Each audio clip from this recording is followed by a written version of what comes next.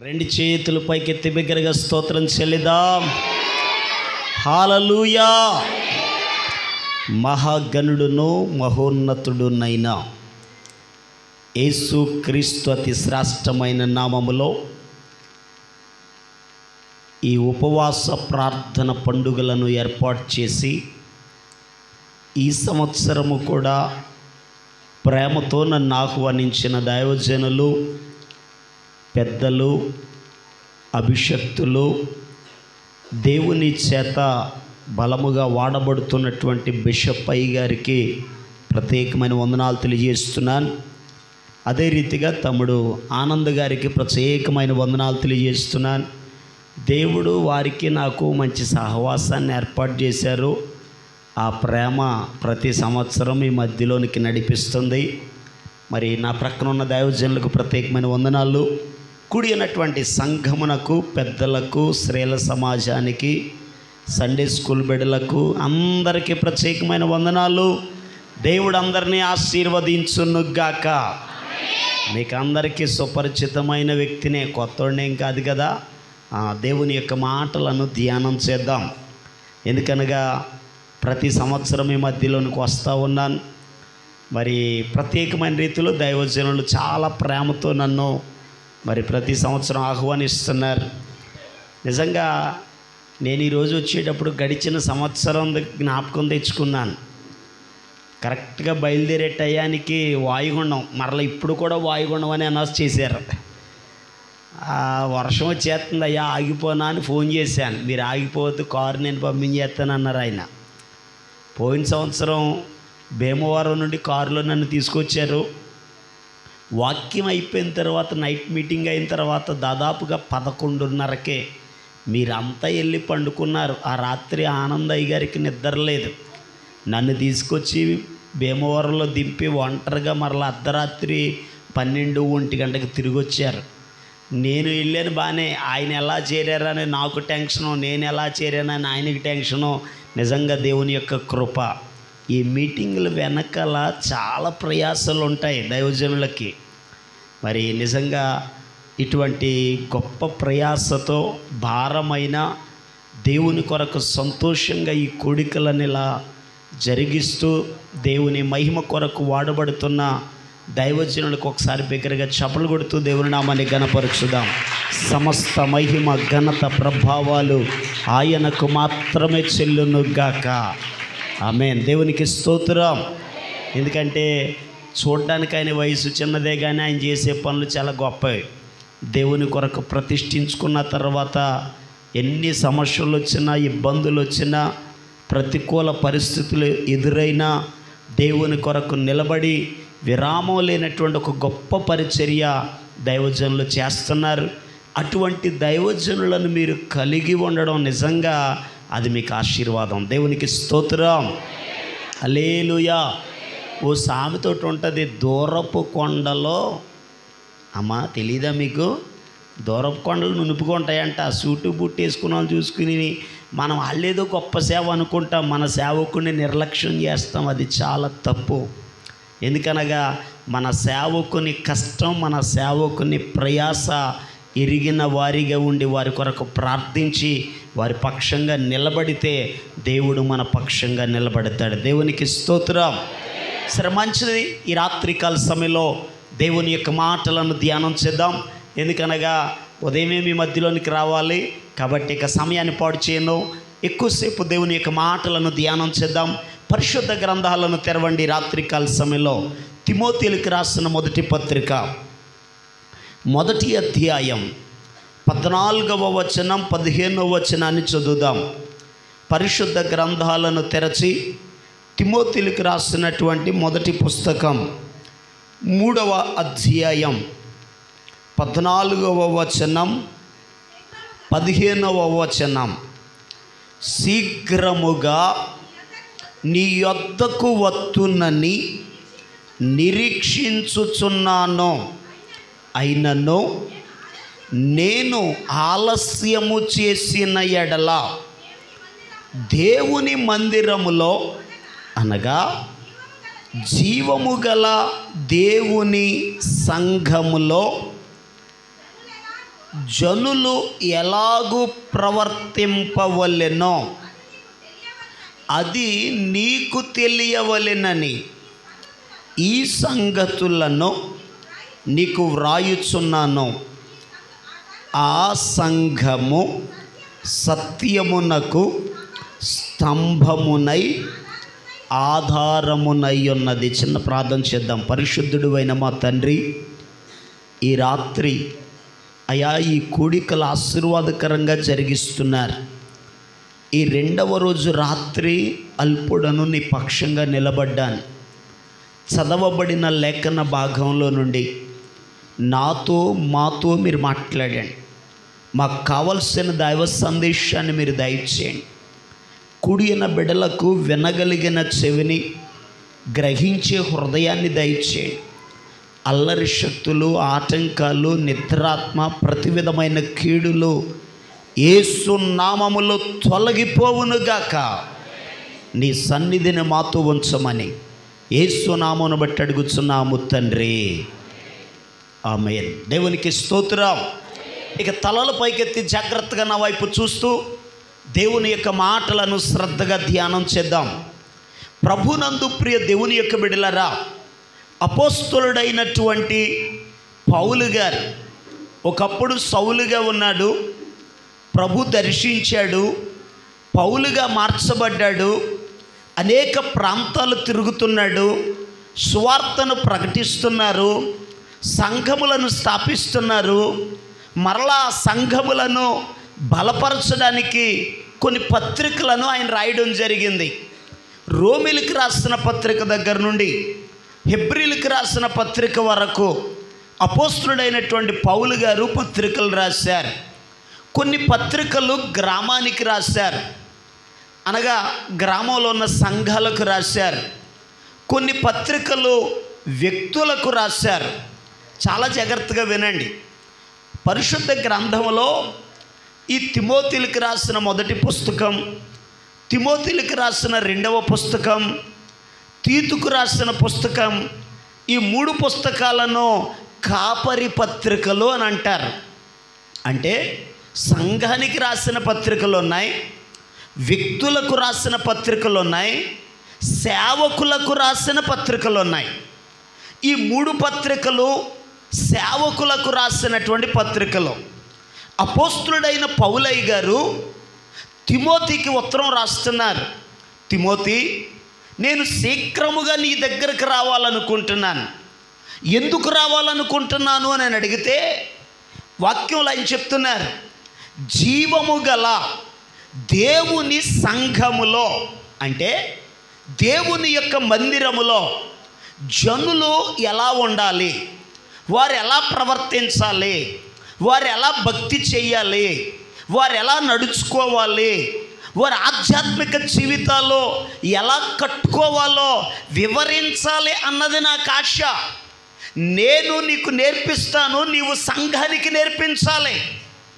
సంఘానికి ఒక క్రమం ఉంది, సంఘమునకు ఒక పద్ధతి ఉంది. లోకములో ఉన్నట్లుగా, ఇంటి దగ్గర ఉన్నట్లుగా, మన ఇష్టానుసారంగా ప్రవర్తించినట్లుగా, మనం పెత్తనం చేసినట్లుగా దేవుని మందిరములో ప్రవర్తించడం కుదరదు.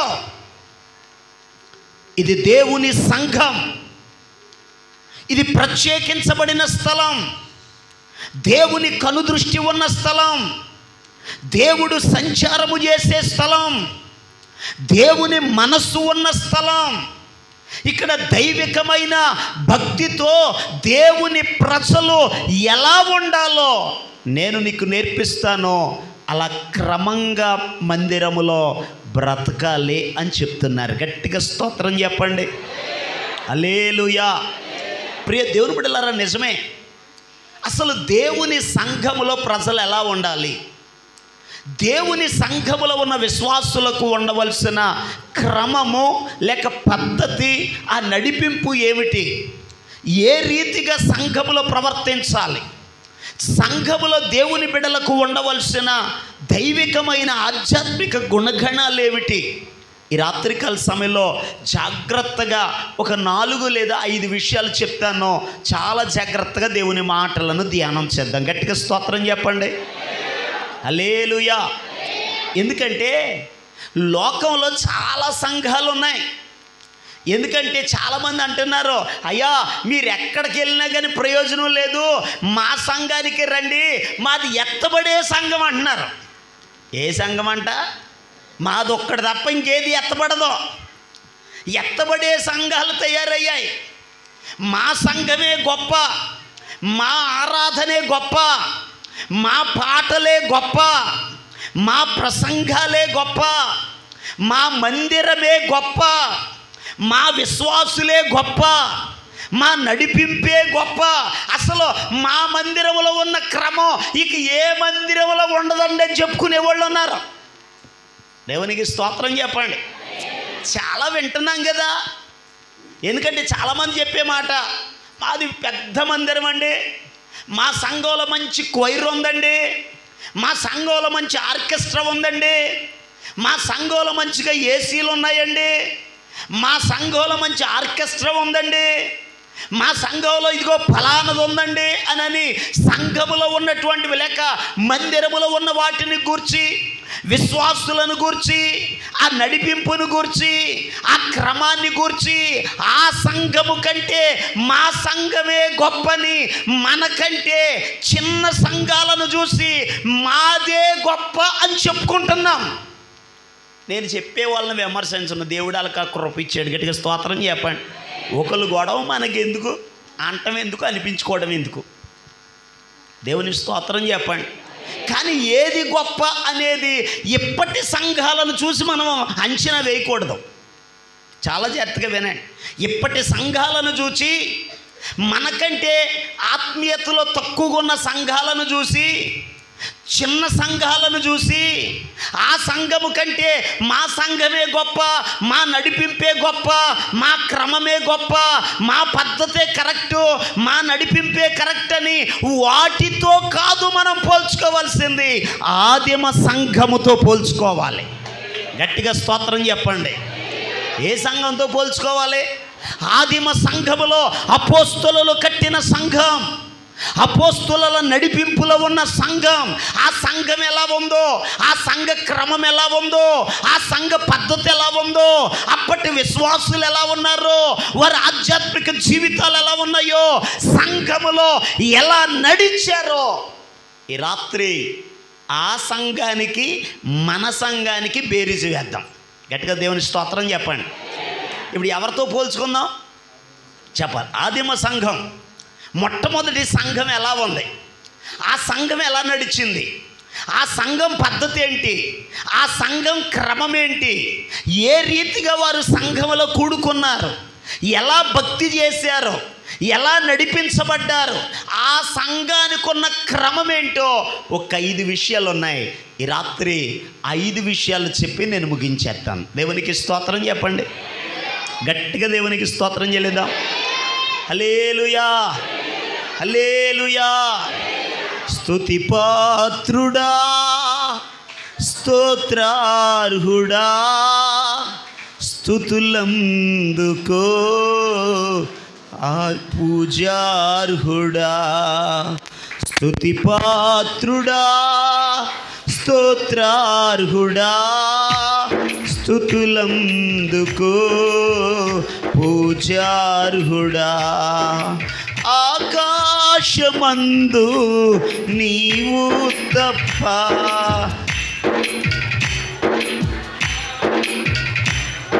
ప్రభు, ఆకాశమందు నీవు తప్ప నాకెవరున్నారు నా ప్రభు.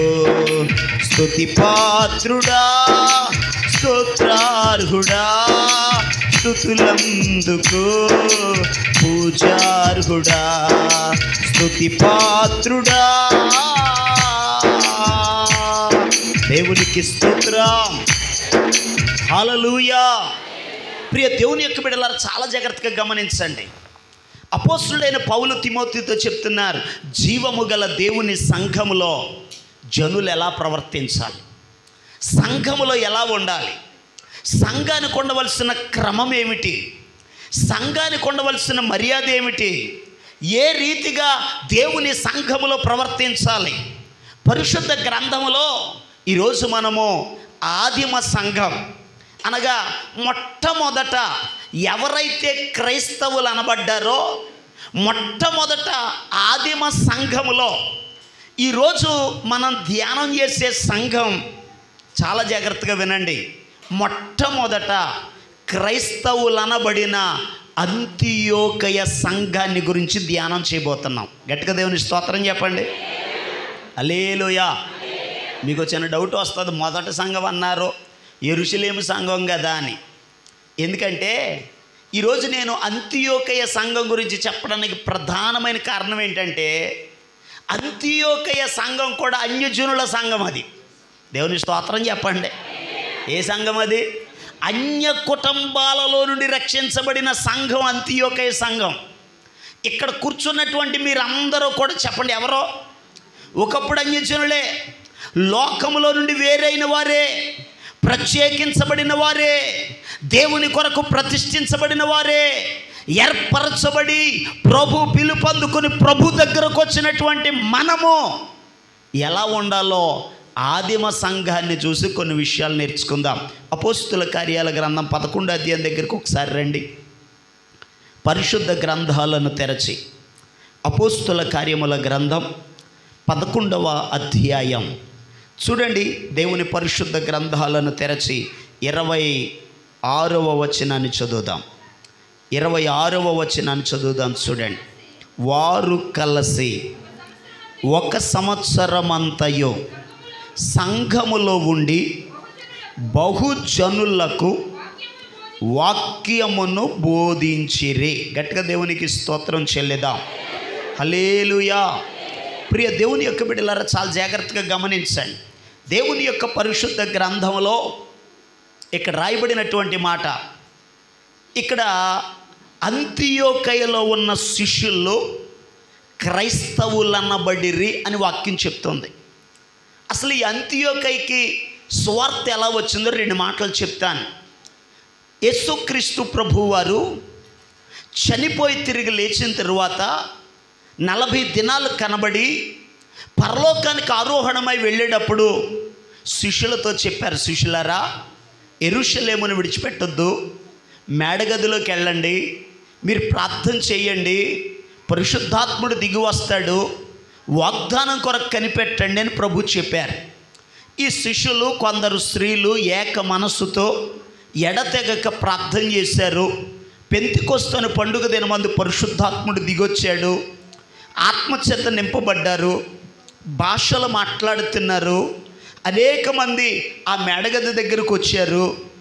దైవజనుడైన అపోస్తులుడైన పేతురు గారు 10 మంది శిష్యులు లేచి నిలబడి యేసు ప్రభు వారిని గూర్చి ఆత్మ ఆవేశముతో బోధించారు. 3000 మంది మనస్సు నొచ్చుకొని, అయ్యా, యేసును సిలువ వేసింది మేమే చంపేశాం, మా పాపం పోవాలంటే మేమేం చేయాలి అని అడిగారు.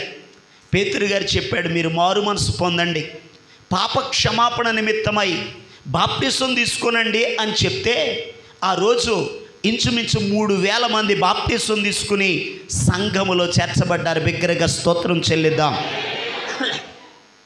సంఘం అలా కట్టబడింది. దినదినము దేవుడు అద్భుతాలు చేస్తున్నాడు. కుంటోడికి కాళ్ళు వచ్చాయి. పేతురు గారి నీడ పడితే రోగులు బాగుపడుతున్నారు. 1000 మంది సంఘంలో చేర్చబడుతున్నారు. ఈ అపోస్తులు ఈ 11 మంది వీరు స్వార్థను ప్రకటిస్తున్నారు.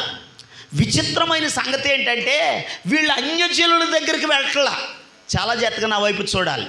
వీళ్ళు ఎక్కడికి వెళ్ళట్లేదు. ఎవరికి చెప్పినా ఎవరికి చెప్తున్నారు? యూదులకు మాత్రమే స్వార్థ చెప్తున్నారు.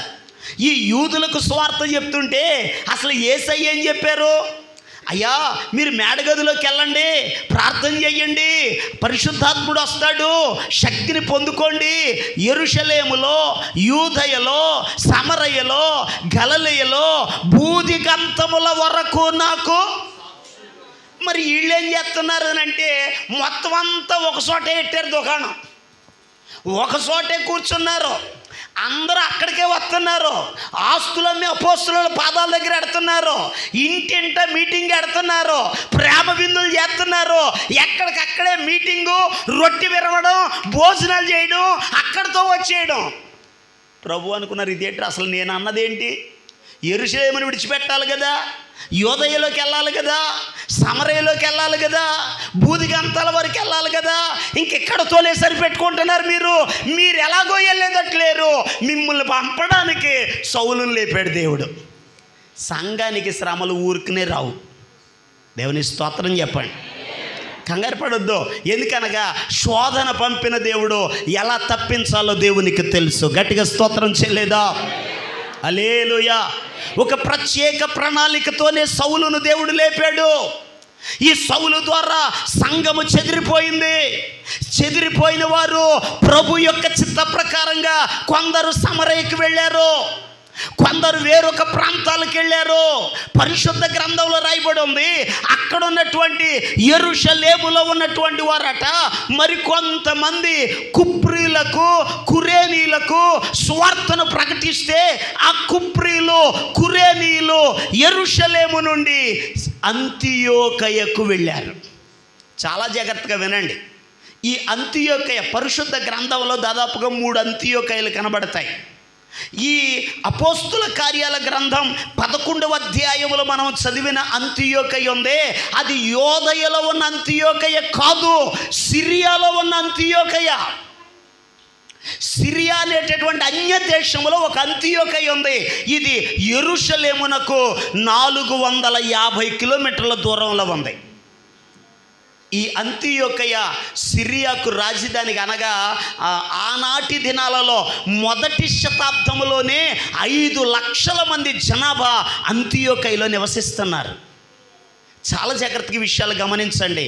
అంతియోకయ ప్రక్కనే సెలూకయ అని ఉంటుంది.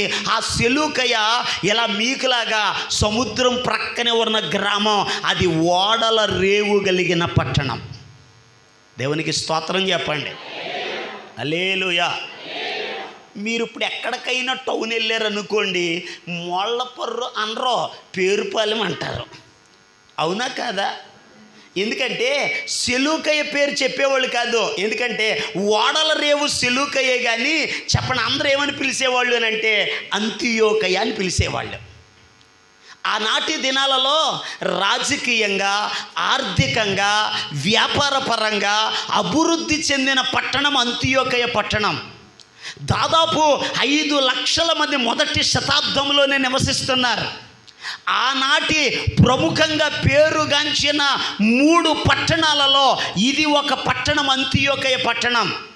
అన్యజనులు నివసించే పట్టణం, గ్రీసులు నివసిస్తున్న పట్టణం, జ్ఞానం కలిగిన వారు, అన్ని రకాల కులాల వారు, మతాల వారు నివసిస్తున్న పట్టణములోనికి ఈ కురేనీలు, కుప్రీలు వెళ్ళి సువార్తను ప్రకటించి అనేకులను ప్రభు వైపుకు తిప్పి అక్కడ సంఘముగా కూడి ప్రభుని ఆరాధిస్తూ యెరూషలేములో ఉన్న పేతురయ్య గారికి కబురెట్టారు. అయ్యా పేతురు గారు, ఎక్కడో సంఘం కట్టబడింది, జనం వస్తున్నారు, కానీ వాక్యం చెప్పడం మాకు చేతకు రావట్లేదు, మరి మీరు ఎవరైనా వస్తే బాగుంటుంది అని అంటే అప్పుడు అపోస్తులైన పేతురు గారు హెచ్చరిక పుత్రుడు అనబడిన బర్నబాను పిలిచి, బర్నబా నువ్వైతే కొంచెం సూట్ అవుతావు, నీవు అక్కడికి వెళ్ళి సువార్తను ప్రకటించు, కొందరు రక్షించబడ్డారట, సంఘంగా కట్టబడిందట, ఎలా ఉన్నారో, ఎలా ఆరాధిస్తున్నారో వెళ్ళి చూసిరా అని అంటే ఇప్పుడు యెరూషలేము నుండి దాదాపుగా 450 కిలోమీటర్ల ప్రయాణం చేసి బర్నబా అంతియోకయకు వచ్చారు. వాక్యంలో రాయబడిన మాట, దేవుని కృపను చూసి ఆయన ఏం చేశాడట? సంతోషించాడట. వాళ్ళందరిని చూసి ఆనందించాడు, సువార్త చెప్పడానికి ప్రారంభించాడు. వాళ్ళంతా అనుకున్నారు మీకులాగా ఇలాగే కూర్చుని ఎక్కడో యెరూషలేము నుండట ఓ దైవజనుడు వచ్చాడట, దేవుడు మాటలు చెప్తున్నాడట, వెళదాం రండి, విందాం రండి అని అన్యజనులు అనేక మంది ఆ స్థలములోకి వచ్చారు. అన్యజనులు వస్తే వాళ్ళు గ్రీసులు అనగా జ్ఞానమును వెతికేవారు, తెలివైన వారు. ఈ తెలివి కలిగిన ప్రజలు దేవుని మాటలు వినడానికి వస్తే ఈ బర్నబా గారి వాక్యం చెప్పడం మొదలెట్టాడు. కానీ ఈయన వాళ్ళ అడిగే ప్రశ్నలకి ఈయన దగ్గర జవాబు దొరకట్లేదు. ఆలోచించాడు.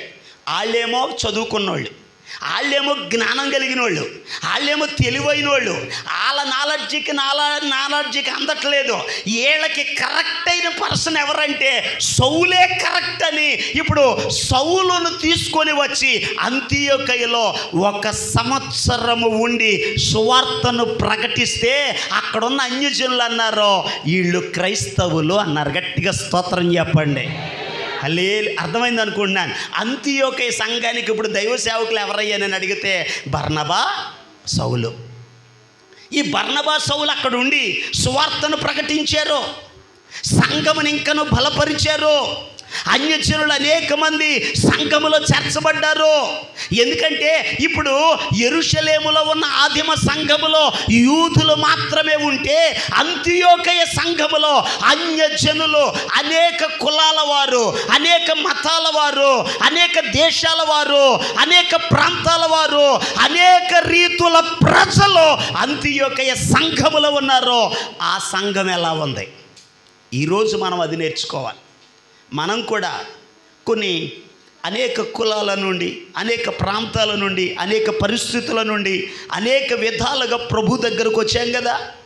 వచ్చిన మనము మన యొక్క అలవాట్లు, మన ఆచారాలు, మన సాంప్రదాయాలు, మన పద్ధతుల ప్రకారంగా జీవము గల దేవుని సంఘములో ఉండకూడదు. ఈ సంఘములో ఎలా ఉండాలి? దేవుని సంఘములో ఎలా ప్రవర్తించాలి? దేవుని మందిరములో ఎలా ప్రవర్తించాలి? దేవుని మందిరానికి ఉన్న క్రమము, నడిపింపు ఏమిటి? ఈరోజు ఆ అంతియోకయ సంఘంలో ఆ సంఘం ఎలా ఉందో, ఆ సంఘ క్రమం ఎలా ఉందో, ఆ సంఘ నడిపింపు ఎలా ఉందో, ఏ రీతిగా ఆ సంఘం కట్టబడిందో ఈరోజు అంతియోకయ సంఘములో నుండి ఈ రాత్రి కొన్ని మాటలు పరిశుద్ధ గ్రంథంలో నుండి జాగ్రత్తగా మనం నేర్చుకుందాం. ఒకసారి బిగ్గరగా స్తోత్రం చెప్పండి. అందరు ఇప్పుడు పరిశుద్ధ గ్రంథాలు తెరవండి. అంతియోకయ సంఘానికి ఉన్న కొన్ని గుణ లక్షణాలు, అందులో నెంబర్ 1 మొట్టమొదటి గుణ లక్షణం అపోస్తుల కార్యముల గ్రంథం 13వ అధ్యాయం 1వ వచనాన్ని చదువుదాం. పరిశుద్ధ గ్రంథాలు అందరు తెరవండి ఒకసారి. పరిశుద్ధ గ్రంథాలు అందరూ ఒకసారి తెరవండి. అపోస్తుల కార్యముల గ్రంథం 13వ అధ్యాయం 1వ వచనాన్ని చదువుదాం. చూడండి. అంతియోకయలోనున్న సంఘములో బర్నబా, నిగేరనబడిన సుముయోను, కురేనీయుడైన లూకియా, చతుర్థాధిపతి అయిన హేరోదుతో కూడా పెంచబడిన మన యేసు సౌలు అనబడిన వారు అంతియోకయ సంఘములో ఉండిరే. గట్టిగా దేవునికి స్తోత్రం చెప్పండి. హల్లెలూయా.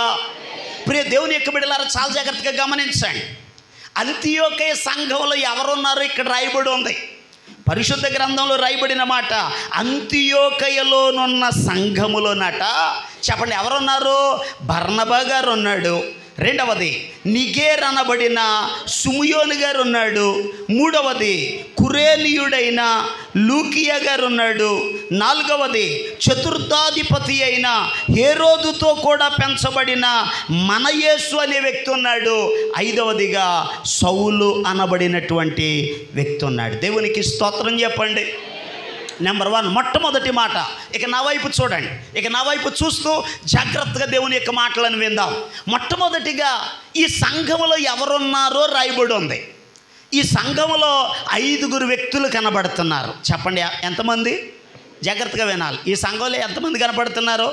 5 వ్యక్తులు. ఒకటే బర్నబా, 2 నిగేర్ అనబడిన సుముయోను, 3వ వ్యక్తి కురేనీయుడైన లూకియా, 4వది చతుర్థాధిపతి అయిన అనగా అధికారము దగ్గర పెంచబడిన మన యేసు, 5వ వ్యక్తి సౌలు అనబడినటువంటి వ్యక్తి.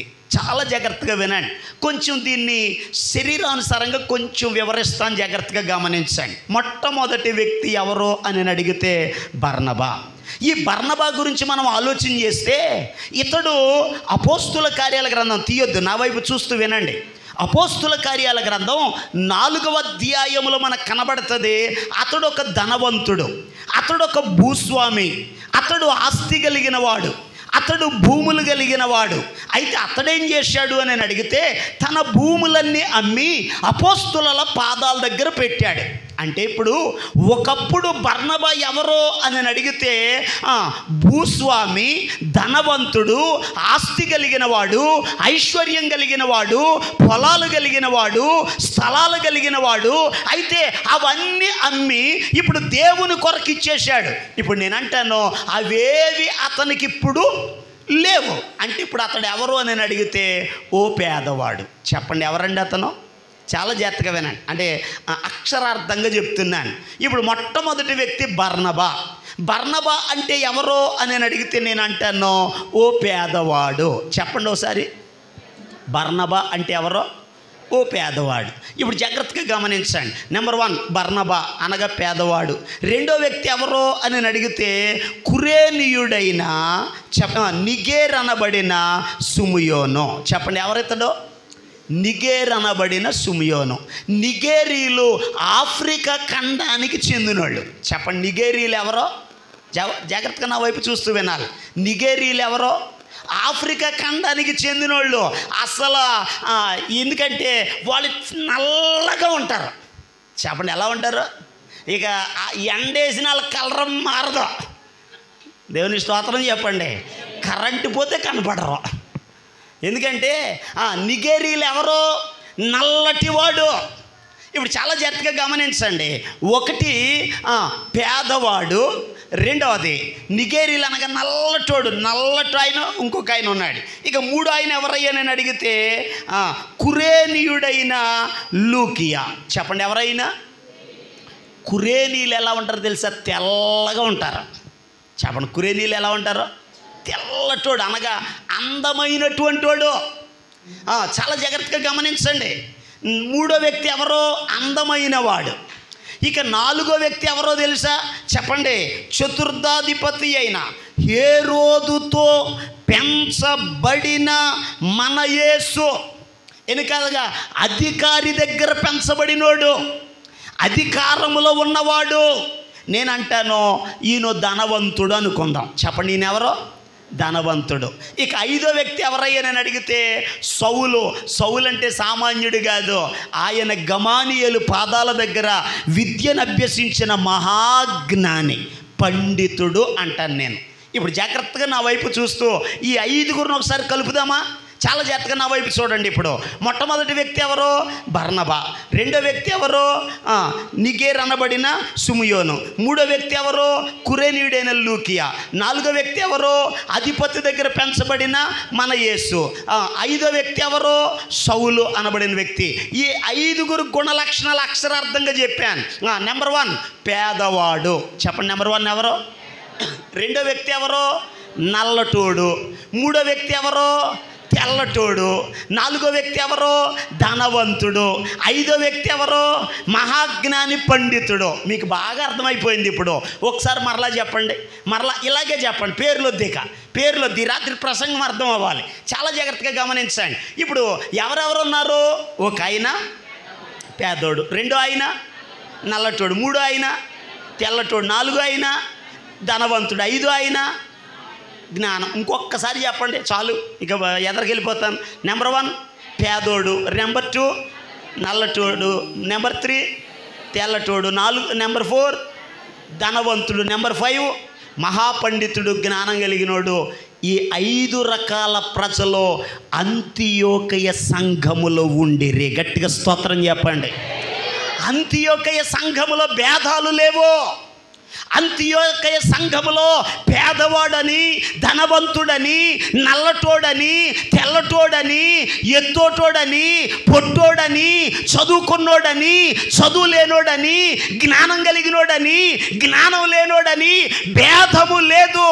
ఏ జాతైనా, ఏ కులమైనా, ఏ మతమైనా, ఏ దేశమైనా, ఏ వర్గమైనా, ఏ ప్రాంతంలో ఉన్నవారైనా జీవము గల దేవుని సంఘములో అందరూ కలిసి ఉన్నారు. అది దేవుని సంఘం. గట్టిగా స్తోత్రం చెప్పండి. బయటే భేదాలు, సంఘంలో భేదాలు ఉండడానికి వీల్లేదు. ఎందుకో నేను అడిగితే, ఈ సంఘం నీది కాదు, నాది కాదు. సంఘం ఎవరిదే? వాక్యంలో అపోస్తుల కార్యముల గ్రంథం 20వ అధ్యాయంలో రాయబడి ఉన్నటువంటి మాట 28వ వచనంలో ప్రభు అంటున్నారు, ఆయన తన స్వరక్తమిచ్చి సంపాదించిన సంఘము. సంఘం ఎవరిది?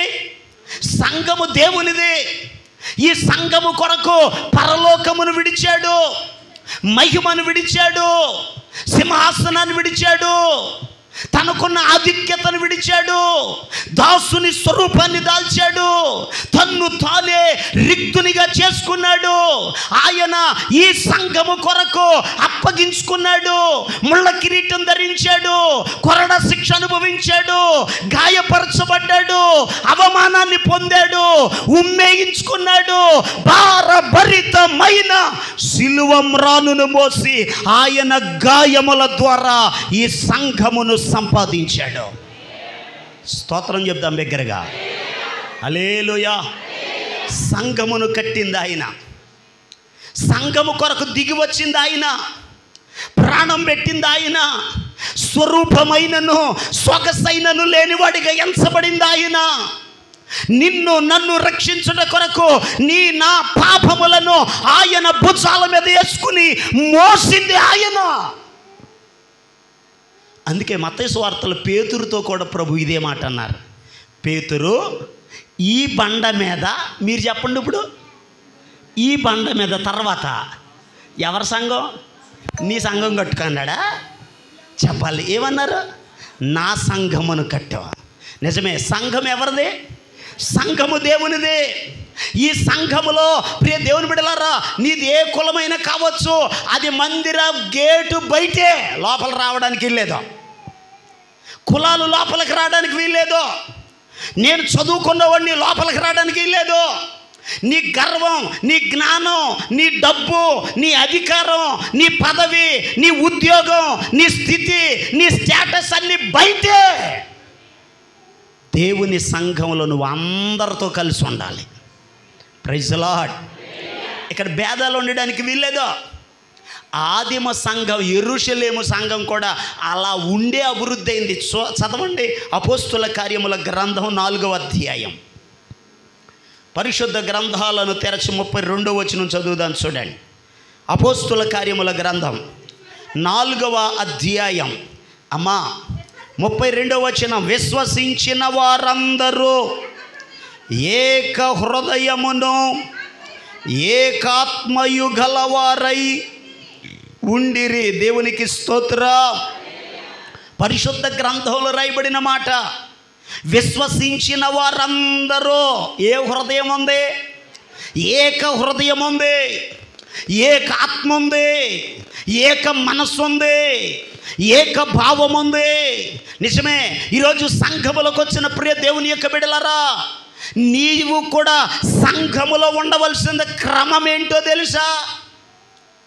ఎందుకంటే ఆర్కెస్ట్రా ఉంటే ఉంటుంది, ఉండకపోతే ఉండకపోతే. దేవుడు ఆనంద్ గారికి తలాంతి ఇచ్చారు. ఆయన 1 man షో. ఎందుకంటే అన్నీ ఆయనే వాయించేస్తారు. గట్టిగా స్తోత్రం చెప్పండి.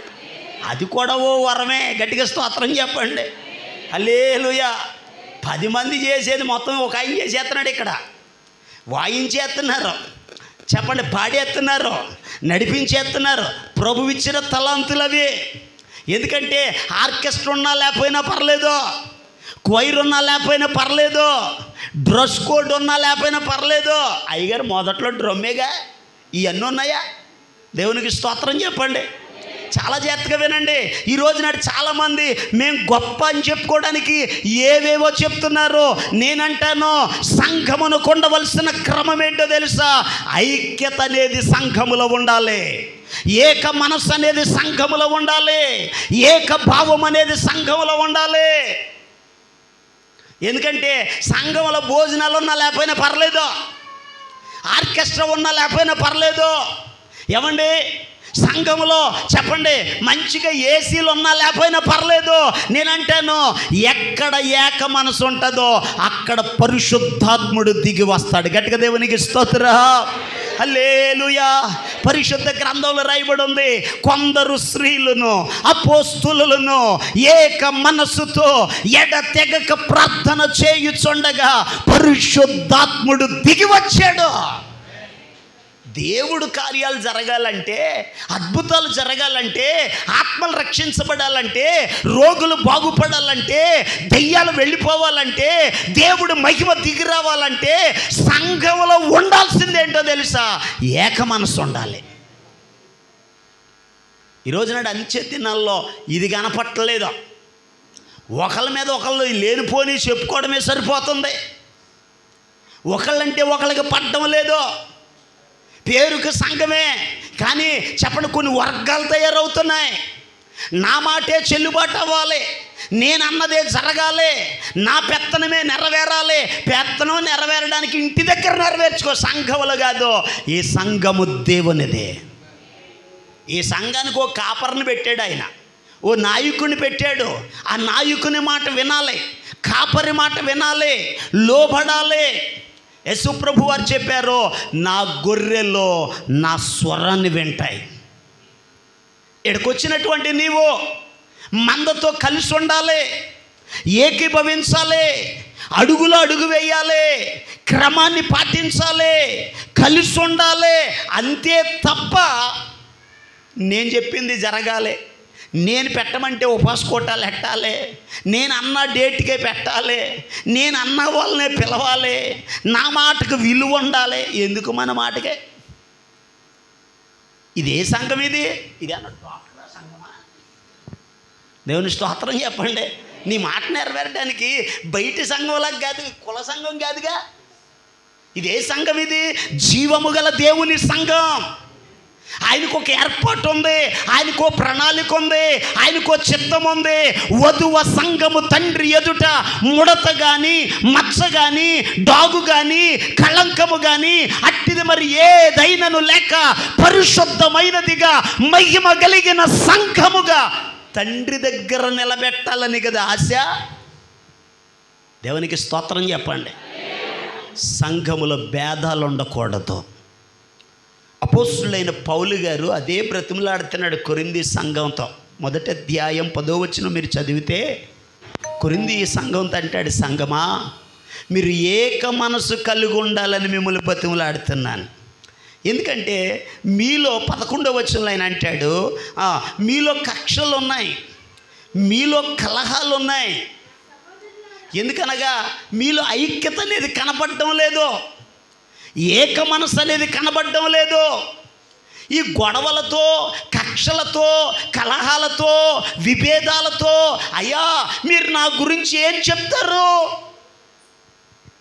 సహోదరులారా, మీరందరూ ఏకభావముతో మాటలాడవలెనని నేను మిమ్మల్ని కోరుతున్నాను.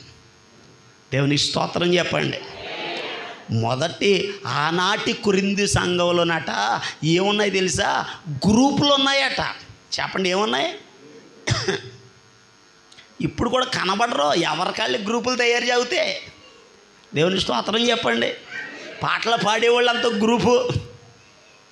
ఏమండి చక్కగా కొంతమంది ఆ వీధిలో ఉన్న వాళ్ళంతా గ్రూపు. మా మాట అయ్యిగా రెండకపోతే పక్కన ఇంకోటి ఎట్టేస్తామన్నట్టుగా గ్రూపులు తయారు చేయకండి. పౌలు గారు అదే అంటున్నాడు, గ్రూపులు తయారయ్యినాయి అట. ఒకడేమో అపోల్లో వాడని అంటున్నాడు, ఒకడేమో పౌలు వాడని అంటున్నాడు, ఒకడేమో పేతురు వాడని అంటున్నాడు. మేమందరం ఎవరమే? ఆయన జత పని వారం. అసలు ఈ పరిచర్య ఎవరిదే? అయింది కదా. సంఘంలో గ్రూపులు ఏమిటి? సంఘంలో భేదాలు ఏమిటి? సంఘంలో కక్షలేమిటి? సంఘములు ఇవి ఉండకూడదు. మీరందరూ ఏక మనస్సుతో, ఏక భావముతో ఉండవలెనని నేను మిమ్మలను కోరుతున్నాను. గట్టిగా దేవుని స్తోత్రం చెప్పండి. నెంబర్ 1, మొట్టమొదటి మాట, అంతియోకయ సంఘంలో ఏముందో తెలుసా? చెప్పండి ఏముంది? కలిసి ఉన్న సంఘం. చెప్పండి ఏ సంఘం అది? సంఘానికి ఉండవలసిన మొట్టమొదటి క్రమం ఏమిటయ్యా అని అడిగితే సంఘము ఐక్యతతో ఉండాలి, ఏక మనస్సుతో ఉండాలి. దైవజనుడు ఫలానా తారీఖులో మీటింగులు అంటే అంతే సిద్ధపడిపోవడమే, ఫలానా రోజు నుండి 40 రోజులు ఉపవాస ప్రార్థనలు అంటే ఇక సిద్ధపడిపోవడమే. ఫలానా రోజు నాడు అభిషేక ప్రార్థన అంటే సిద్ధపడిపోవడమే. ఫలానా రోజు నాడు రాత్రి ఫలానా టయానికి రండి అంటే వచ్చేయడమే. ఇక ఎదురు ప్రశ్నించొద్దు. ఎందుకనగా ప్రభు తన సేవకుణ్ణి ఏ రీతిగా ప్రేరేపించి వాడుకుంటున్నాడో ఆయన అడుగులో అడుగు వేయడమే. గట్టిగా దేవునికి స్తోత్రం. హల్లెలూయా. సంఘంలో అమ్మ ఫలానా రోజు నుండి ఇక ప్రార్థనలు చేద్దామంటే ప్రార్థన చేయడమే. ఫలానా రోజు నాడు ఫలానా కార్యక్రమం ఏర్పాటు చేద్దామంటే ఆ కార్యక్రమంలో పాలు పొందడమే.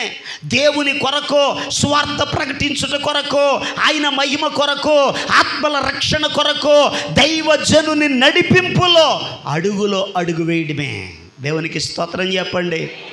మన ద్వారా పరిచర్య అభివృద్ధి అవ్వాలే తప్ప పరిచర్యను పాడు చేసే వాళ్ళకు ఉండకూడదు. ఫిలిప్పీ సంఘంలో ఒక 2 ఉన్నారు. చెప్పండి ఎవరా ఇద్దరు? ఫిలిప్పీలకు రాసిన పత్రిక 4వ అధ్యాయం 2వ వచనాన్ని మనం చదివితే అక్కడ ఒక 2 కనబడుతున్నారు. ఒక ఆమె పేరు యువోదియా, రెండో ఆమె పేరు సుంటుకే. వద్దమ్మా చాలు, అద్భుతంగా చదివారు ఎవరో కానీ.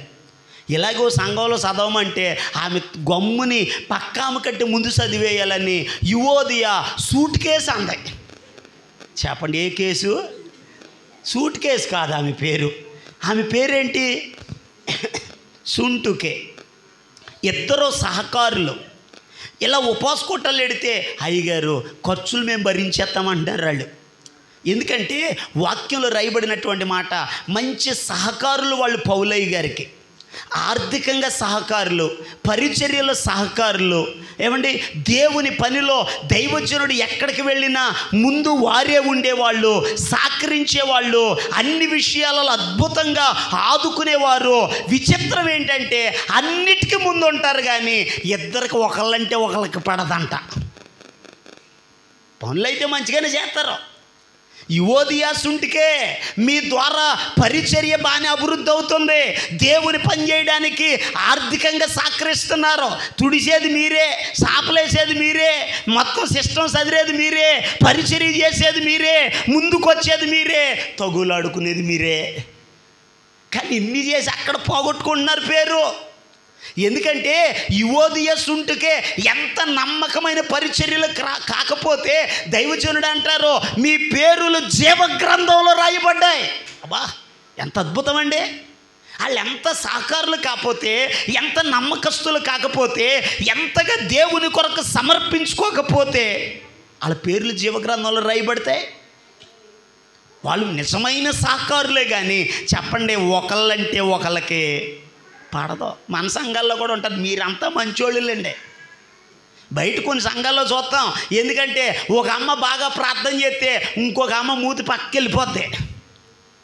ఒకళ్ళు బాగా పాడితే ఇంకొకళ్ళకి ఎక్కదో, ఒకళ్ళు పరిచర్య చేస్తే ఇంకొకళ్ళకి ఎక్కదో, ఒకళ్ళని అయ్యగారు ఎక్కువగా అమ్మ నువ్వు పాడు అని ప్రోత్సహిస్తే ఆవిడ తప్పయా నేను కనపడతలేదా, నాకెత్తాడేమో చూడు, ఆవిడకే ఎత్తున్నారు పాట, ఆవిడే చేస్తుందా ప్రార్థన, ఆవిడే పాడుతుందా పాట. చాలా జాగ్రత్తగా వినండి, ఈ భేదాలు పెట్టుకోవద్దు. ఒక్కొక్కసారి దైవజనుడు కొందరికి అవకాశం ఇస్తున్నాడు అంటే వాళ్ళని కొంచెం బలపరచడానికి, పురుకొల్పడానికి, ఎదరకు తీసుకురావడానికి, విశ్వాసంలో బలాన్ని పొందుకోవడానికి, వాళ్ళు బలపడితే ఆ కుటుంబాలు బలపరచబడతాయని కొన్ని విషయాలలో దైవజనుడు ప్రేరేపించబడి అటువంటి అవకాశాలు ఇస్తాడు. దానికి గొడవలు ఎట్టుకోకూడదు, నిందలు మోపకూడదు, అవమానకరంగా ఉండకూడదు. ప్రభువా నాకు కూడా అవకాశం ఈయనని మనం కూడా దేవుని పనిలో ముందుకు సాగాలి. గట్టిగా స్తోత్రం. హల్లెలూయా. సంఘమా క్రమపరచబడాలి. దేవుని యొక్క సన్నిధానంలో మన యొక్క నడిపింపు, మన జీవితం ఎలా ఉంది, మన క్రమం ఎలా ఉంది. ఏక మనస్సు అనేది చాలా అవసరం. గట్టిగా దేవుని స్తోత్రం చెప్పండి. సంఘంలో ఏం కావాలి? ఏక మనసు కావాలి, కలిసి ఉండాలి. మీరు అడగొచ్చు, అయ్యా కలిసి లేకపోతే ఏమవుతుంది, కలిసి లేకపోతే ఏమవుతుంది? ఒక్క వాక్యం చూపిస్తాను చూడండి. హెబ్రీయులకు రాసిన పత్రిక, పరిశుద్ధ గ్రంథాలు అందరూ తెరవండి ఒక్కసారి. 4వ అధ్యాయం, హెబ్రీయులకు రాసినటువంటి పత్రిక 4వ అధ్యాయము 2వ వచనాన్ని చదువుదాం చూడండి. వారికి ప్రకటింపబడినట్లు మనకును సువార్త ప్రకటింపబడెను. కానీ వారు వినిన వారితో విశ్వాసము గలవారై ఎలా లేరమ్మా? కలిసి ఉండలేదు గనుక వినిన వాక్యము వారికి నిష్ప్రయోజనం. అంటే ఆ వాక్యము వారిలో పనిచేయలేదు. ఈరోజు చాలా జాగ్రత్తగా వినండి. దేవుని వాక్యము శక్తి కలిగినదే, దేవుని వాక్యము బలమైనదే, దేవుని వాక్యము నెమ్మదినిచ్చేది, దేవుని వాక్యము స్వస్థపరిచేది, దేవుని వాక్యము ఆరోగ్యం ఇచ్చేది, దేవుని వాక్యము సఫలం చేసేది, దేవుని వాక్యము దీర్ఘాయుష్మంతునిగా చేసేది, దేవుని వాక్యము అద్భుతాలు చేసేది, దేవుని వాక్యమే నిన్ను నడిపించేది. ఈ వాక్యము నీలో క్రియ చేయాలంటే వినిన వారితో నువ్వు ఎలా ఉండాలి? కలిసి ఉండాలి. కలిసి లేకపోతే, ఐక్యత లేకపోతే, నేను మాట అడుగుతాను చేత చెప్పండి, అసలు పరలోకంలో మనకేమైనా పని ఉంటుందా? అక్కడ చేపలట్టే పని ఉండదు, వండుకునే పని ఉండదు, తినే పని ఉండదు. ఒకటే పని, కలిసి ఉండడం. ఎక్కడ కలిసి లేకపోతే అక్కడ ఎలా కలిసి ఉంటావు? చాలా జాగ్రత్తగా వినాలి. సంఘంలోనే కలిసి లేకపోతే, సంఘంలోనే చిన్న చిన్న వాటికే గొడవలు ఎడితే, సంఘంలో చిన్న చిన్న వాటికి నిందలు మోపితే, సంఘంలో చిన్న చిన్న వాటికే అవమానకరంగా సేవకుని దూషించి ద్వేషిస్తే, ఎక్కడే కుదురుగా లేని వాళ్ళు అక్కడ కుదురుగా ఉంటారా? దేవుని స్తోత్రం చెప్పండి. దేవుని వాక్యం శ్రద్ధగా గమనించండి. ప్రభు సూటిగా మాట్లాడుతున్నాడు. సంఘములో కలిసి ఉండాలి.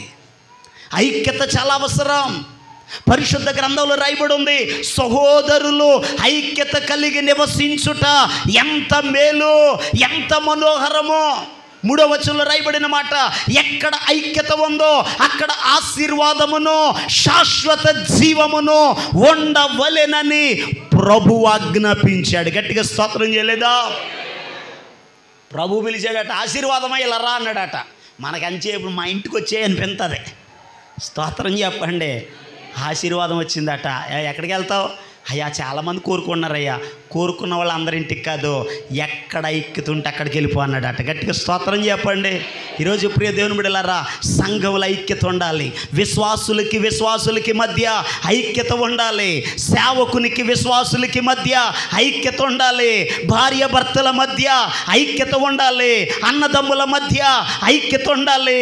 అక్క చెల్లెళ్ళ మధ్య ఐక్యత ఉండాలి. అత్త కోడళ్ళ మధ్య ఐక్యత ఉండాలి.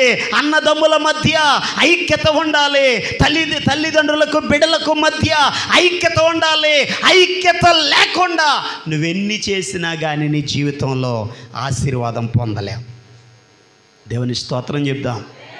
ఈరోజు ప్రభు నీతో సూటిగా మాట్లాడుతున్నాడు. ఈ ఉపవాస కూడికలలో అంతియోకయ సంఘములో పేదవారు ఉన్నారు, అక్కడ భేదం లేదు. నల్లటోళ్ళు ఉన్నారు, అక్కడ భేదం లేదు. తెల్లటోడు ఉన్నాడు, భేదం లేదు. అధికారం దగ్గర పెంచబడినోడు ఉన్నాడు, అయినా గర్వం లేదు. అక్కడ మహాజ్ఞాని ఉన్నాడు, ఏ జ్ఞానాన్ని బట్టి గర్వం లేదు. అక్కడ ఉన్న వారందరూ కలిసి అంతియోకయ సంఘములో నివసించిరే.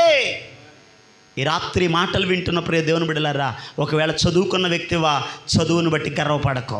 ఒకవేళ చదువు లేని వ్యక్తివా, నాకు చదువు లేదని కృంగిపోకో. దేవుని సంఘంలో జ్ఞానం ఉన్నా లేకపోయినా, చదువు ఉన్నా లేకపోయినా, డబ్బున్నా లేకపోయినా, అందం ఉన్నా లేకపోయినా, ఆరోగ్యం ఉన్నా లేకపోయినా, నీ స్థితిగతులు ఎటువైనా, నీవెవరో తెలుసా? క్రీస్తు రక్తములో కడుగబడిన వ్యక్తివి. దేవుని సంఘములో ఉన్న వారందరూ కూడా ఆయన బిడ్డలే. దేవునికి స్తోత్రం. సంఘం అంటే ఏంటో తెలుసా? ఇది ఒక కుటుంబం. సంఘం అనగా దేవుని కుటుంబం. అందరం కలిసి ఉండాలి. కలిసి ఉన్నప్పుడే దేవుడి కార్యాలు జరుగుతాయి. యేసు ప్రభు వారు చెప్పారు, నేను శిరస్సును చెప్పండి, మనమంతా అవయవాలమే. మన తలకాయ ఎవరట? యేసయ్య. ఇప్పుడు ఈ శరీరం ఆరోగ్యకరంగా ఉండాలి అంటే అవయవాలన్నీ కూడా ఏం చేయాలి? సహకరించాలి.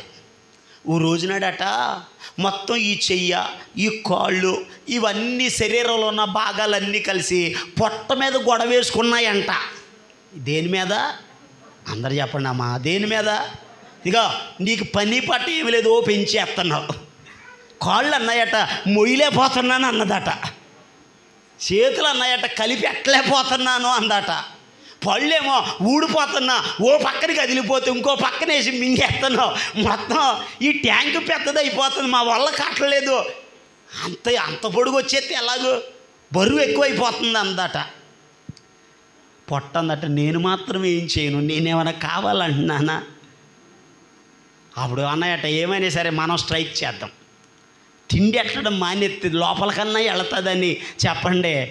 ఇది కలపడం మానేసింది, నోరు అండం మానేసింది, చెప్పండి తిండి ఎప్పుడైతే మానేసింది పొట్ట అందట అది మానేయండి అందట. విచిత్రం ఏంటంటే రెండో రోజు కాళ్ళు లాగడం మొదలెట్టింది. పొట్ట బాగానే ఉంది, ఏది లాగుతున్నాయి?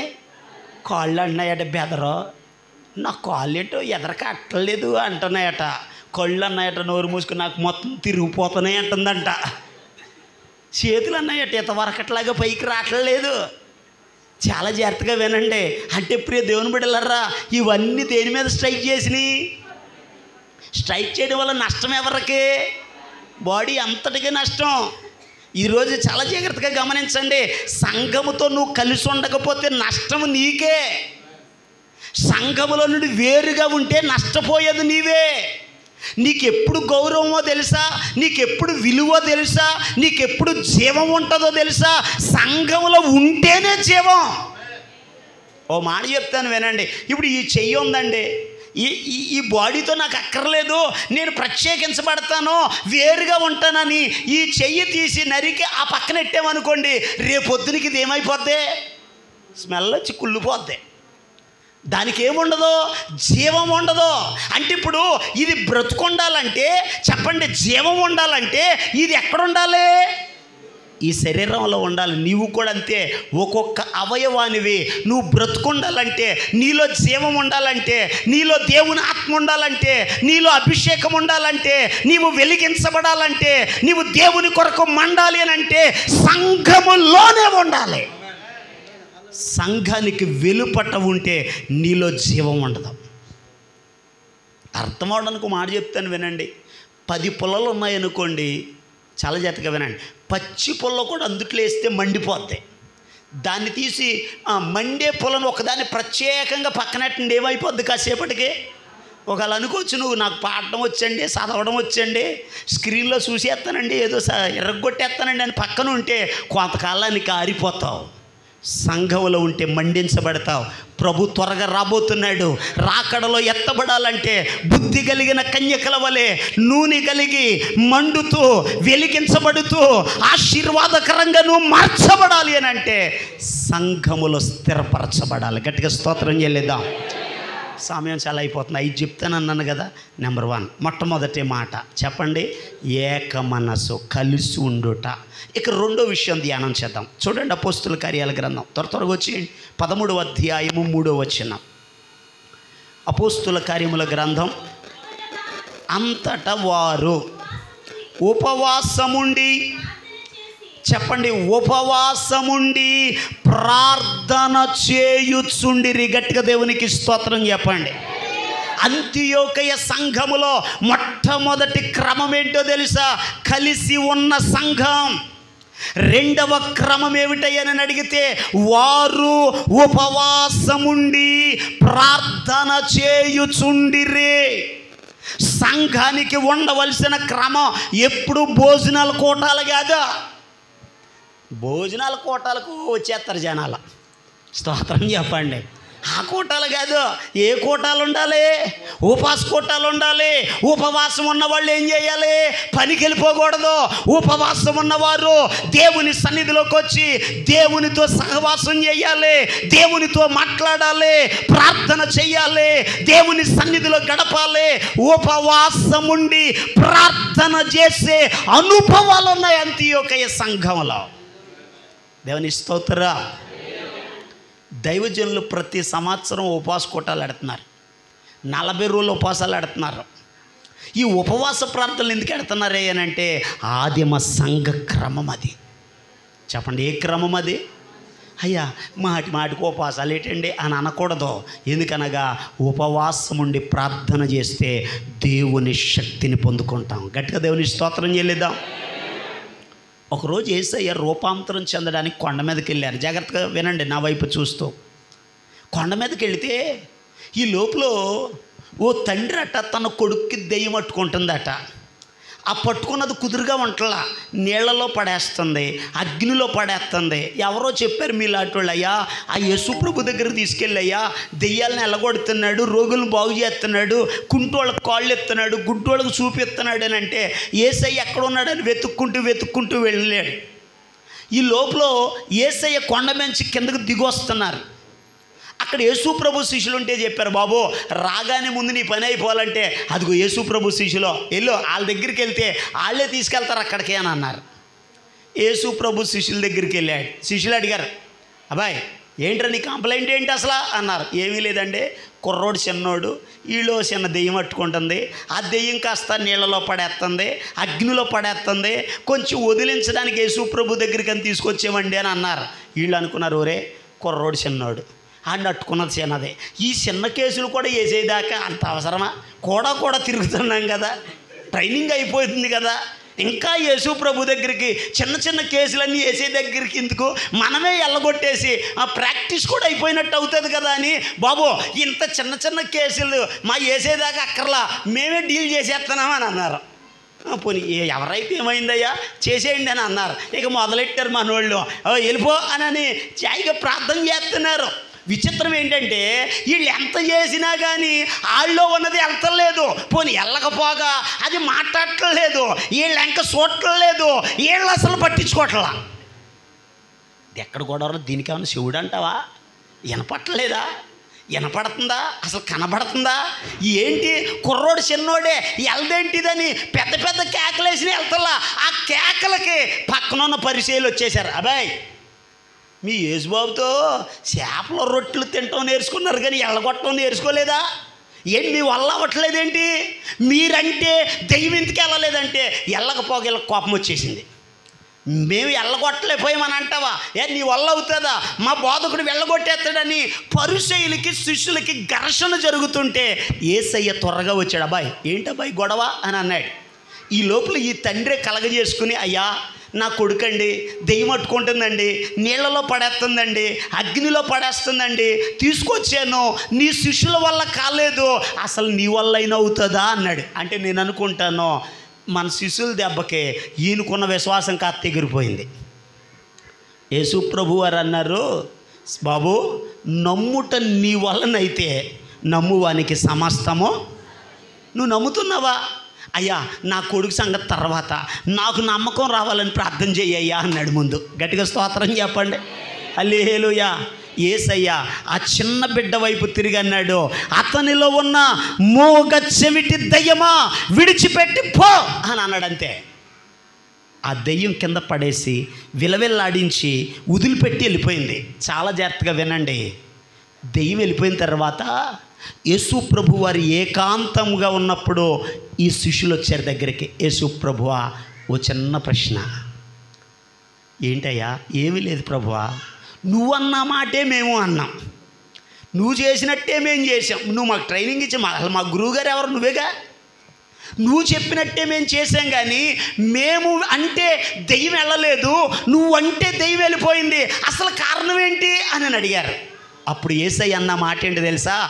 ఈ విధమైనది వదిలిపోవాలంటే ఉపవాస ప్రార్థన వలననే తప్ప మరి దేని వలనైననో ఈ విధమైనది వదిలిపోవుట అసాధ్యం. చప్పలు కొడుతూ బిగ్గరగా దేవుని నామాన్ని కనపరచుదాం.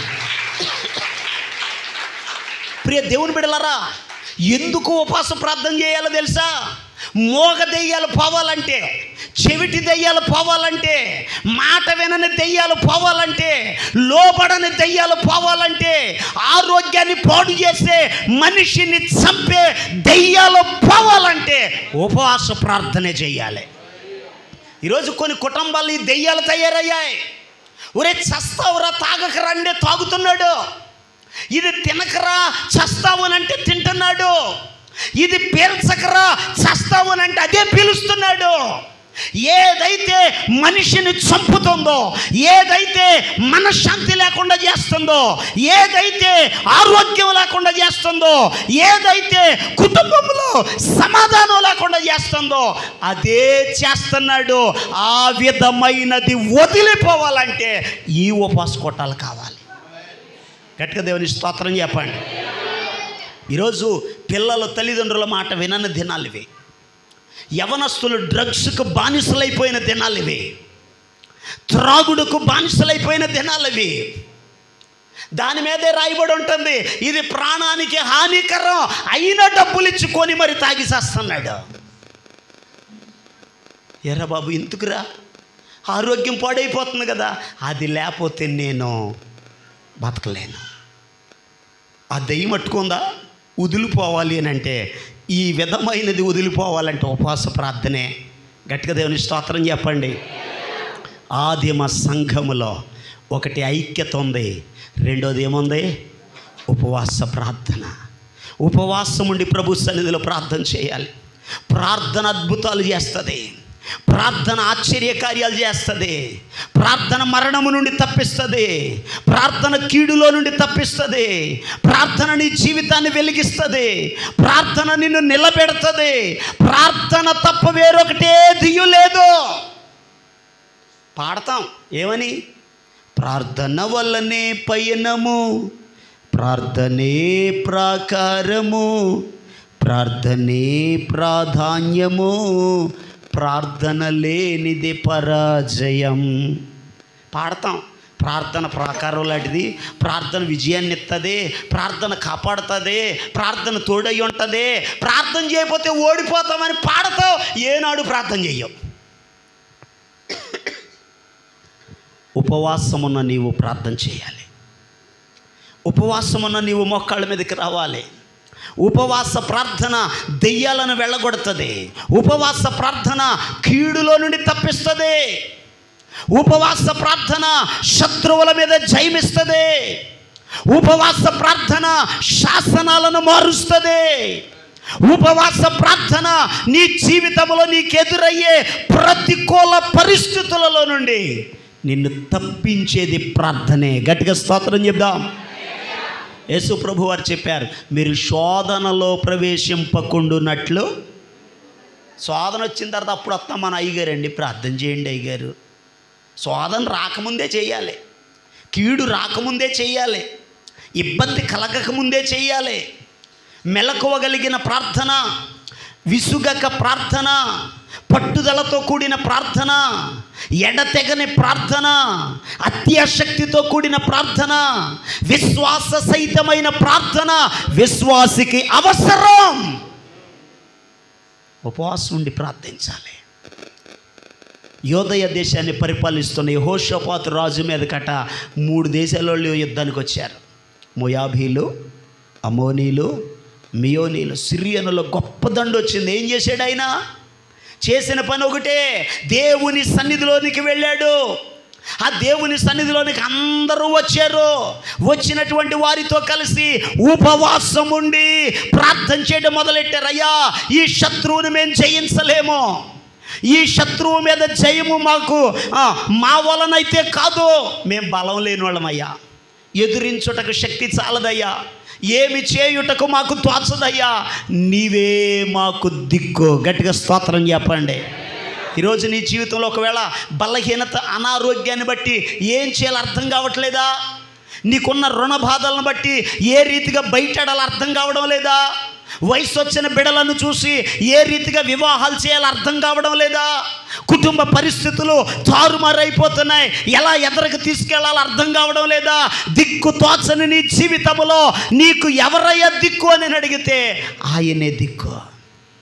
కీర్తనకారుడు అంటాడు, కొండల తట్టు నా కన్నులెత్తాను, నీకు ఎక్కడ దొరకదు. ఉపవాసం ఉండి దేవుడి సన్నిధిలోకి వచ్చి ప్రార్థన చేయి, దేవుడే ద్వారాలు తెరుస్తాడు. గట్టిగా స్తోత్రా. ఒక ద్వారం ముయ్యబడితే 7 ద్వారాలు తెరవబడతాయి.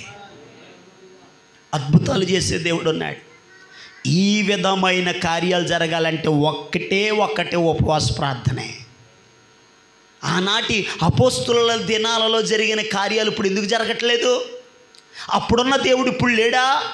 అప్పుడున్న శక్తి ఇప్పుడు లేదా? ఉంది. కాకపోతే అప్పటికిప్పటికి తేడా ఏంటంటే అప్పుడున్న ప్రార్థన ఈరోజు నాడు లేదు. ఆ రోజు ఉపవాసాలుండి మొకాళ్ళ మీద పడి కన్నీరు కార్చి మనసంతా దేవుని మీద ఎట్టుకుని ప్రార్థన చేసేవాళ్ళు. దేవుడి సన్నిధిలో మోకరంతా ఫోన్ రింగ్ అవ్వగానే లేచి బయటికి వెళ్ళిపోతాం. స్తోత్రం చెప్పండి. ఎక్కడుంది? ఎవరి మీద ఉందా మనసు? దేవుడి మీద ఉందా? సెల్ ఫోన్ మీద ఉందా? దేవుడి మీద ఉందా? ఇంటి దగ్గర ఉందా? మనుషులు ఎక్కడే ఉంటున్నారు, మనసంతా ఇంటి దగ్గరే. పట్టుదలతో ప్రార్థన చే, అద్భుతాలు ఎందుకు జరగవు? ఉపవాసం ఉండి కన్నీరు విడిచి ప్రార్థన చే, దేవుడి కార్యాలు ఎందుకు జరగవు?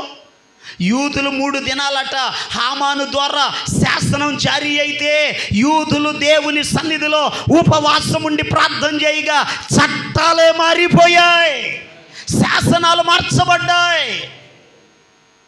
దానియేలు ప్రార్థన చేస్తే సింహపు నోళ్ళు మూయబడ్డాయి. ఇంకొన్ని విషయాలు చెప్తాను, జాగ్రత్తగా వినండి, సమయం అయిపోతుంది. ఇవన్నీ తెలిసినవే. ఏవేలు ప్రవక్త దినాలలో ఒకదాని వెనకాల మరొకటి వచ్చిందట. గొంగళ పురుగులు, తర్వాత మిడతలో పాసర పురుగులు, చీడ పురుగులు. ఓదాని వెనకాల ఒకటి వచ్చేసాయి. పంటలు పాడైపోయాయి, పొలములు పాడైపోయాయి, తోటలు పాడైపోయాయి, నరులకు సంతోషమేమియో లేదు అని వాక్యం చెప్తుంది. పాడైపోయిన పరిస్థితి. ఈరోజు నీ కుటుంబం ఎలా ఉంది? ఒకసారి ఆలోచించి. పాడైపోయిన స్థితిలో ఉన్నావేమో, సంతోషం లేని స్థితిలో ఉన్నావేమో, పెట్టుబడి పెట్టి నీ జీవితంలో నెమ్మది లేకుండా ఉన్నావేమో. ఈరోజు ప్రభు నీతో మాట్లాడుతున్నాడు. ఇప్పుడైనను మీరు ఉపవాసం ఉండండి, కన్నీరు విడవండి, దుఃఖించండి, మనఃపూర్వకముగా తిరిగి నా దగ్గరకు రండి. సంతోషం పోయిందా? నేను ఇస్తా సంతోషం. నష్టపోయారా? ఆ నష్టాన్ని నేను సమకూరుస్తాను.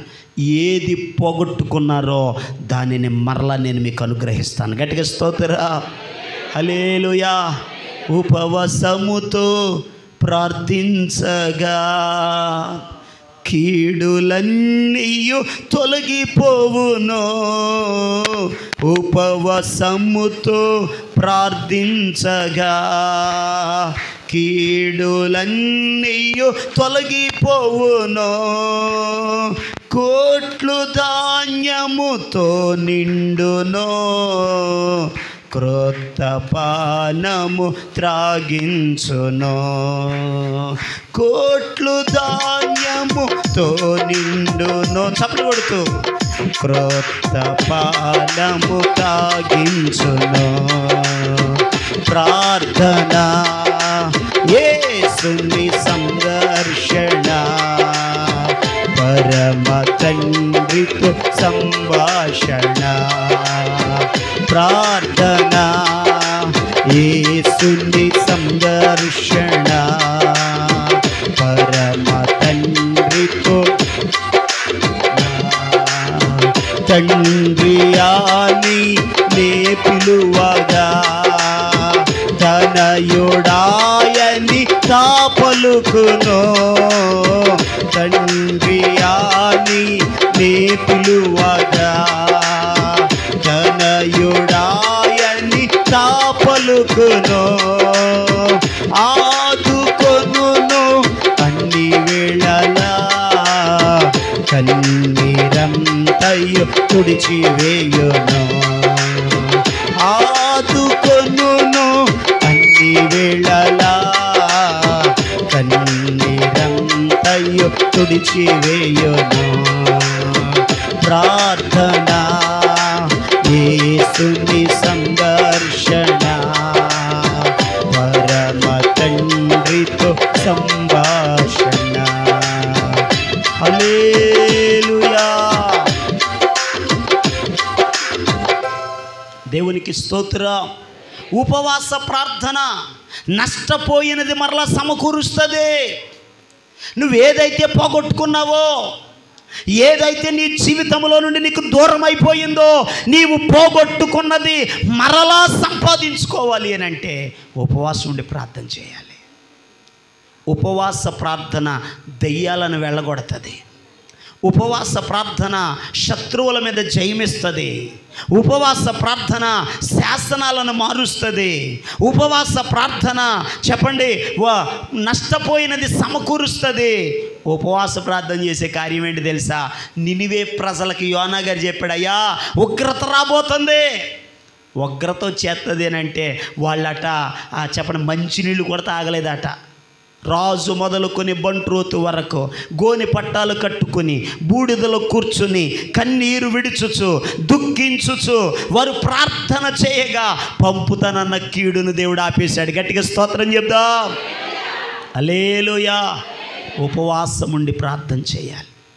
ఉపవాస ప్రార్థన ఆశ్చర్య కార్యాలు జరిగిస్తుంది. ఇంకొక మాట చెప్తాను వినండి. ఉపవాస ప్రార్థన రెండవ రాకడలో యేసయ్యను కలుసుకునేలాగా చేస్తుంది. గట్టిగా స్తోత్రం చెప్దాం. లోకాసు వార్త 2వ అధ్యాయంలో ఒక స్త్రీ ఉంది. 7 ఏండ్లు పెనిమిటితో సంసారం చేసి 84 సంవత్సరాల విధవరాలయ్యుండి దేవాలయమును విడువక ఉపవాస ప్రార్థనలతో గడిపి మొదటి రాకళ్ళు యేసయ్యను కలుసుకుందామే. స్తోత్రం చెప్పండి. ఎవరామే? అన్న. హన్న వేరు, అన్న వేరు. ఆ హన్న ఏమో సంతానం లేకపోతే ప్రార్థన చేసి సమూయేలును కన్నదే. ఈ అన్న ఏమో విధవరాలయ్యుండి దేవాలయమును విడువక ఉపవాసముతోనూ ప్రార్థనలతోనూ జాగరణలతోనూ యేసయ్య మొదటి రాకడ కొరకు ప్రజల విమోచన కొరకు విడుదల కొరకు కనిపెట్టి ఎదురు చూసి యేసయ్యను కలుసుకుని కొనియాడిందట. గట్టిగా స్తోత్రం. కొనియాడ తరమే నిన్ను. ఇప్పుడు పాడనే దేవుని స్తోత్రం చెప్పండి. క్రిస్మస్ టైం ఉంది కదా, అప్పుడు పాడుకుందాం. గట్టిగా దేవుని స్తోత్రం చెప్పండి. చాలా జాగ్రత్తగా ఈ మాటలు గమనించండి. ప్రియ దేవుని యొక్క బిడ్డలారా, అంతియోకయ సంఘమునకున్న రెండవ క్రమం, ఒకటి కలిసి ఉన్న సంఘం. రెండవ క్రమం ఏంటో తెలుసా? ఉపవాసం ఉండి ప్రార్థన చేసే సంఘం. ఇక మూడో మాటను కూడా చదువుదాం చూడండి. మూడో మాట చదువుదాం చూడండి. అపోస్తుల కార్యముల గ్రంథం 13వ అధ్యాయం 2వ వచనాన్ని చదువుదాం చూడండి. అపోస్తుల కార్యముల గ్రంథం 13వ అధ్యాయము 2వ వచనం. వారు ఉపవాసము, వారు ప్రభువును సేవించుచు ఉపవాసము చేయుచుండగా పరిశుద్ధాత్మ నేను బర్నబాను సౌలును పిలిచిన పని కొరకు వారిని నాకు ప్రత్యేక పరుచుడని వారితో చెప్పెను. దేవునికి స్తోత్రం. మూడవదిగా జాగ్రత్తగా వినండి. అంతియోకయ సంఘం కలిసి ఉన్న సంఘం. రెండవది అంతియోకయ సంఘం ఉపవాసం ఉండి ప్రార్థన చేసిన సంఘం. మూడవ మాట పరిశుద్ధాత్ముని స్వరం విన్న సంఘం. గట్టిగా స్తోత్రం చెప్పండి. ఎవరి స్వరం వినబడుతుంది ఆ సంఘంలో? పరిశుద్ధాత్ముని స్వరం వినబడుతుంది. సంఘమా, ఇదిగో పౌలును బర్నబాను నేను ప్రత్యేకించాను, ఎక్కడే ఉంచుకోవద్దు, వాళ్ళని నా కొరకు ప్రత్యేక పరుచుడని స్వరం వినబడ్డది. ఏ స్వరం అయితే వారు విన్నారో ఆ స్వరమును అనుసరించి పరిశుద్ధాత్ముడు చెప్పినట్లు చేసిన సంఘం. గట్టిగా స్తోత్రం చెప్దాం. అనగా ఇప్పుడు అంతియోకయ సంఘంలో దేవుని స్వరం వినబడుతుంది. ఏ స్వరం? పరిశుద్ధాత్ముని స్వరం వినే సంఘం అదే. ఈరోజు ప్రియ దేవుని బిడ్డలారా, దేవుని స్వరమును వినగోరుచున్నావా? వస్తున్నావు మంచిదే, పాడుతున్నావు మంచిదే, ప్రార్థిస్తున్నావు మంచిదే. ప్రభువా నువ్వు నాతో మాట్లాడయ్యా. ధ్యాన ఫలం అయితే పాడేస్తాం. నాతో మాట్లాడు ప్రభువా. మాట్లాడేటప్పుడు నిద్రపోతావు, మాట్లాడేటప్పుడు ఆలోచన చేస్తావు, మాట్లాడేటప్పుడు బయటికి వెళ్ళి వచ్చేస్తావు, మాట్లాడేటప్పుడు ఏదో దొరివేస్తుంటావు. చాలా జాగ్రత్తగా గమనించాలి. పరిశుద్ధాత్ముని స్వరమును వినాలి. దేవుని వాక్యంలో రాయబడినటువంటి మాట అపోస్తులుడైన పౌలు గారు ఎఫెసు సంఘంతో అడుగుతున్నాడు, అయ్యా మీరు విశ్వసించినప్పుడు పరిశుద్ధాత్మను పొందారా? సంఘం అంటదే అసలు పరిశుద్ధాత్ముడు ఉన్నాడన్న సంగతే మాకు ఈరోజు ప్రియ దేవుని బిడ్డలారా, పరిశుద్ధాత్ముడు ఉన్నాడన్న సంగతే తెలియని సంఘాల్లో ఉన్నటువంటి దినాలలో అసలు రాకడలో ఎత్తబడాలంటే, క్రమపరచబడాలంటే, సిద్ధపడాలంటే, పరిశుద్ధులుగా ఉండాలంటే, పాపాలు ఒప్పుకోవాలంటే, నీతి మార్గంలో నడవాలంటే, సత్యం అనుసరించాలంటే, యేసును గురించి బోధింపబడాలంటే సంఘంలో పరిశుద్ధాత్ముడు సంచారం చేయాలి. ప్రకటన గ్రంథంలో 7 సంఘాలు ఉన్నాయి. ఎన్ని సంఘాలు? 2-3 అధ్యాయాల్లో 7 సంఘాలు ఉన్నాయి. ఆ సంఘాల గురించి ప్రభువు కొన్ని సంఘాలకి నీది తప్పు అని అన్నారు, కొన్ని సంఘాలు నువ్వు నా కొరకు నిలబడ్డావు అన్నారు, కొన్ని సంఘాల్లో పేరుకు బతుకున్నావు కానీ సచ్చేవన్నారు, కొన్ని సంఘాలు నువ్వు నిలువెచ్చని స్థితిలో ఉన్నావన్నారు. ఇలా అన్ని పేర్లు పెట్టిన 7 సంఘాలకు ఒక మాట మాత్రం చెప్పారు. ఏంటో తెలుసా? ఆత్మ సంఘములతో చెప్పుచున్న మాట. అంటే ఇప్పుడు ఆత్మ ఏం చేస్తుంది? సంఘముతో మాట్లాడుతుంది. సంఘము దేవుని స్వరం వినాలి, సంఘము దేవునికి లోబడాలి, సంఘము దేవుని మాటను అనుసరించాలి. సంఘము ఎప్పుడు దేవుని స్వరమును వింటదో అప్పుడే మన జీవితంలో అద్భుతాలు జరుగుతాయి. దేవునికి స్తోత్రం. అయ్యా, పరుగునొచ్చానయ్యా నీ స్వరం వినాలని, నాతో మాట్లాడయ్యా. ఆయన మాట నీ జీవితంలో అద్భుతం చేసేది, ఆయన మాట నీకు క్షేమాన్ని ఇచ్చేది, ఆయన మాట మనశ్శాంతినిచ్చేది, ఆయన మాట నిన్ను బలపరిచేది, ఆయన మాట నీ జీవితంలో అద్భుతాలు చేసేది. ఆ స్వరమును వినే మనసు ఉండాలి. పూర్వకాలం భక్తులు పాడేవాళ్ళు, ఏ సన్న స్వరమన్నా నీవెప్పుడైనా విన్నావా, ఏ సన్న. యేసయ్య స్వరం వినే మనసు ఉందా? యేసయ్య స్వరం వినే మనసు ఉందా? ఆ స్వరం ఎటువంటిది? కొన్ని విషయాలు చెప్తాను, జాగ్రత్తగా వినండి. పరిశుద్ధ గ్రంథములో రోషము కలిగిన ఒక గొప్ప దైవజనుడు ఉన్నాడు. ఆయన పేరు ఏలియా. ఈ ఏలియా అనేటటువంటి దైవజనుడు ఆహాబు రాజు దగ్గరికి వెళ్ళి చెప్పాడు, రాజా ఇక మంచు కురవదో, వర్షం కురవదో అని. కరువు వచ్చేసింది. దేవుడు పోషించాడు ఏలియాని. 3.5 సంవత్సరాల తర్వాత ఆహాబును కలుసుకున్నాడు. కర్మేలు పర్వతం మీదకి తీసుకెళ్ళాడు. అక్కడ ఒక సవాలు విసిరాడు. ఆ సవాలు విసిరి ఆ రోజునాడు ప్రార్థన చేయగా అగ్ని దిగి వచ్చింది. బయలు అషేరాదేవి ప్రవక్తలను ఒకే రోజు చంపించాడు. యెజబెలు కోపం వచ్చింది, నేను తీసుకొచ్చిన ప్రవక్తల్ని ఏలి అనేవాడు చంపేస్తాడా? ఏలియాను మరుసటి రోజుకల్లా చంపేయపోతే దేవుడు నాకు గొప్ప అపాయం చేయునుగాక అంది. ఈ సంగతి తెలిసిన ఏలియా అరణ్యంలోకి ఒక్క దినమంత ప్రయాణం పారిపోయి పనుని అక్కడ పెట్టి అరణ్యం లోపలికి వెళ్ళి బదిరీ వృక్షం కింద కూర్చొని ఇప్పుడు ప్రార్థన చేస్తున్నాడు, ప్రభువా ఎంత సేవ చేసి ఒక ఆడదాని చేతిలో నేను సావాలా? ఇంకెందుకయ్యా నా బతుకు? ఆవిడ చేతిలో నేను చచ్చే కంటే నన్ను నువ్వే తీసేసుకుంటే నాకు గౌరవం ఉంటుంది. బతుకు మీద నాకు ఆశ లేదయ్యా. మరణాపేక్ష గలవాడై ప్రార్థన చేస్తే ఒక దేవదూత వచ్చింది, ఏలియా లే, ఇదిగో ఈ రొట్టెలు తిని బలం తెచ్చుకుని ప్రయాణం ఉంది నీకు అందే. తినేసి మళ్ళీ పడుకున్నాడు. ప్రభు వద్దు నాయన, తీసేసుకో నాయన, ఇక బతకాలని లేదయ్యా.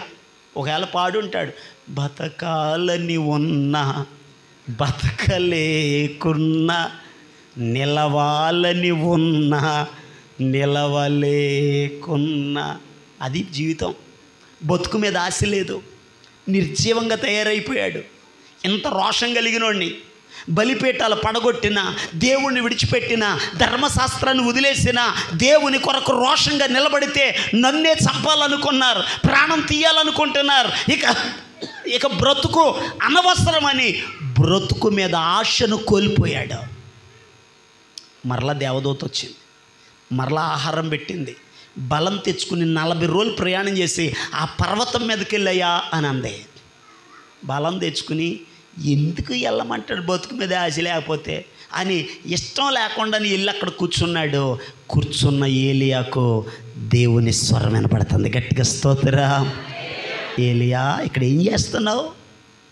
అయ్యా ఇశ్రాయేలుని బలిపీఠాలు పడగొట్టారయ్యా, నీ ధర్మశాస్త్రాన్ని వదిలేశారయ్యా, ప్రవక్తలను చంపారయ్యా, నీ కొరకు నేను ఒక్కడే నిలబడితే నన్ను కూడా చంపాలనుకుంటున్నారయ్యా. బ్రతుకు మీద నాకు ఆశ లేదయ్యా, చనిపోవాలని ఉందయ్యా. ఈరోజు ప్రియ దేవుని బిడ్డలారా, బ్రతుకు మీద ఆశ లేని ఏలియా జీవితంలో దేవుని మాట మరలా రోషము కలిగిన వాడిగా నిలబెట్టింది. గట్టిగా స్తోత్రం చెల్లేదా? ఈరోజు నీ జీవితంలో సమస్యలను బట్టి, బలహీనతను బట్టి, రుణాలను బట్టి, ఇబ్బందులను బట్టి బ్రతుకు మీద ఆశ లేదా? కృంగిపోయిన స్థితిలోకి వెళ్ళిపోయావా? ఇంకెందుకు బతకాలండి? పిల్లల నా మాట వింటలేదు. ఇంకెందుకు బ్రతకాలండి? భర్త మారడం లేదు.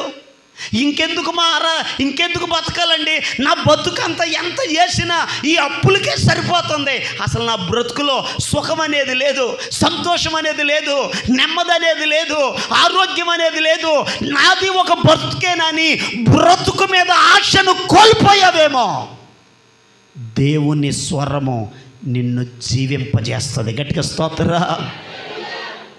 దేవుని స్వరం ఏలియాకు మరణం లేకుండా చేసింది. గట్టిగా స్తోత్రం చెప్పండి. దేవుని స్వరము తనకంటే రెండంతల అభిషేకం కలిగిన తయారు చేసింది. దేవుని స్వరము రాజులను అభిషేకించేవాడిగా చేసింది. దేవుని స్వరము జీవంతోనే వెళ్ళిపోయేలాగా చేసింది. గట్టిగా స్తోత్రా.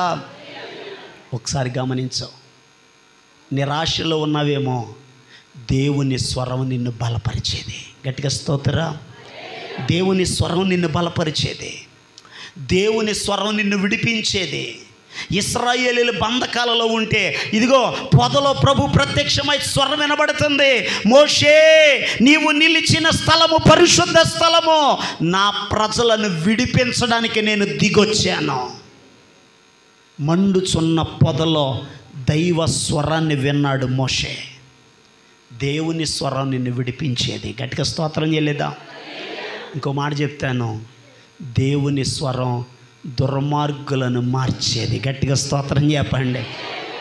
ఆయనే చెప్పాడు, నేను దోషకుడను, హింసకుడను, హానికరుడను. అయ్యా, మరి నువ్వు ఎలా మారేవయ్యా? స్వరం వినపడ్డదే. దేవుని స్వరము చెప్పండి, దుర్మార్గుని మార్చింది, దోషకుడిని మార్చింది, హంతకుడిని మార్చింది. ఆ స్వరము మార్చే స్వరము. గట్టిగా దేవునికి స్తోత్రం చెల్లిద్దాం. సంఘములో ఎవరి స్వరం వినబడాలి? నీ స్వరం కాదా, పరిశుద్ధాత్ముని స్వరం వినబడాలి. దేవుని స్వరం వినబడాలి. ఆ స్వరం వినాలని ఆశతో రా, ప్రభు నీతో మాట్లాడతాడు. దేవుని స్వరం వినాలని ఆసక్తితో వస్తే ప్రభు నిన్ను దర్శిస్తాడు. ఈరోజు ఈ మాటలు వింటున్న ప్రియ దేవుని బిడ్డలారా, అంతియోకయ సంఘములో ఒకటి కలిసి ఉన్న సంఘం, రెండు ఉపవాసం ఉండి ప్రార్థన చేసే సంఘం, ఆ సంఘ క్రమం, మూడవది ఆ సంఘంలో చెప్పండి ఏముందట? పరిశుద్ధాత్ముని స్వరం ఉంది. నాలుగో మాట చూడండి, పరిశుద్ధ గ్రంథాలు తెరిచి 13వ అధ్యాయంలోనే మొదటి వచనం ఆఖరి లైన్ చదువుదాం. చూడండి, అపోస్తుల కార్యముల గ్రంథం 13వ అధ్యాయం మొదటి వచనం ఆఖరి లైన్ చదువుదాం. చూడండి, మన యేసు సౌలు అను ప్రవక్తలు, నెంబర్ 2 బోధకులను ఉండిరి. గట్టిగా స్తోత్రం చెప్పండి. ఆ సంఘంలో ఎవరున్నారట? ప్రవక్తలు ఉన్నారు. ఆ సంఘంలో ఎవరున్నారు? బోధకులు ఉన్నారు. ప్రియ దేవుని బిడ్డలారా, ప్రవక్తలు, బోధకులు వీళ్ళు ఎవరయ్యానని అడిగితే, ఒక వ్యక్తి ప్రవచించాలన్న ప్రవచనం అనేది కృపావరం. చెప్పండి, ప్రవచనం అంటే ఏంటి?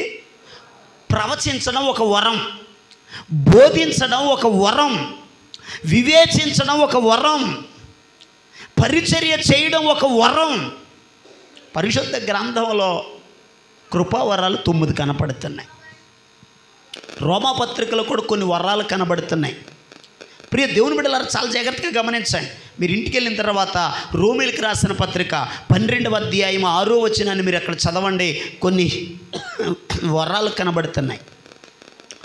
కొరింథీయులకు రాసిన మొదటి పుస్తకం 12వ అధ్యాయం 4వ వచనం దగ్గర నుండి 11వ వచనం వరకు ఉన్న భాగాన్ని తర్వాత ఇంటికి వెళ్ళిన తర్వాత చదవండి. అక్కడ 9 కృపావరాలు కనబడుతున్నాయి. సంఘములో దేవుడు పరిశుద్ధాత్ముడు ఏం చేస్తున్నాడో తెలుసా? ఒక్కొక్కరికి ఒక్కొక్క వరాన్ని ఇస్తున్నాడు. ప్రార్థించే వరం ఇస్తున్నాడు, భాషలు మాట్లాడే వరం ఇస్తున్నాడు, అర్థం చెప్పే వరం ఇస్తున్నాడు, ప్రవచించే వరం ఇస్తున్నాడు.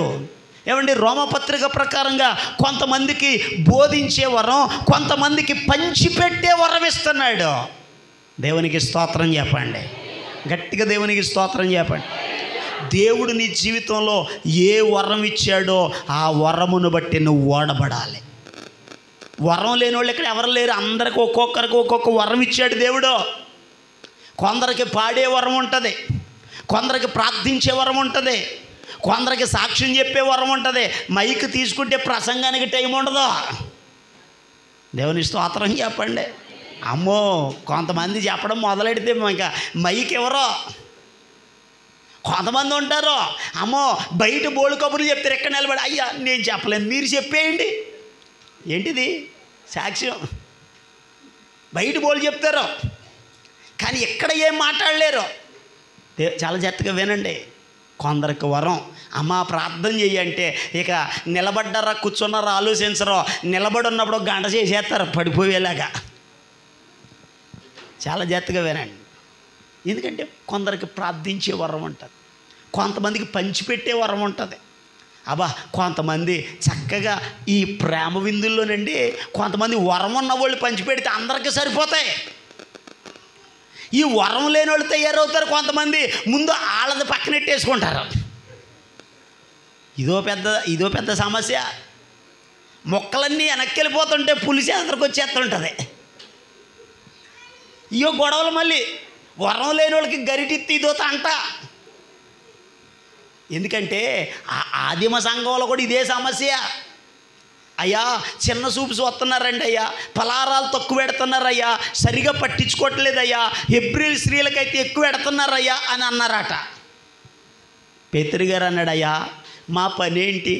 బోధ చేయడం మా పని, ప్రార్థన చేయడం మా పని, పంచిపెట్టడం మా పని కాదు. మరి పంచిపెట్టేవాళ్ళు వరం ఉన్న వాళ్ళు కావాలయ్యా, ఆత్మను పొందిన వాళ్ళు కావాలయ్యా, మంచి మనసు ఉన్న వాళ్ళు కావాలయ్యా. దేవుని స్తోత్రం చెప్పండి. అందుకు సంఘ పెద్దలను ఎట్టారు. సంఘ పెద్దలను ఎందుకు ఎట్టారు? పంచిపెట్టడానికి, పాస్టర్ గారి మీద పెత్తనం చేయడానికి కాదు.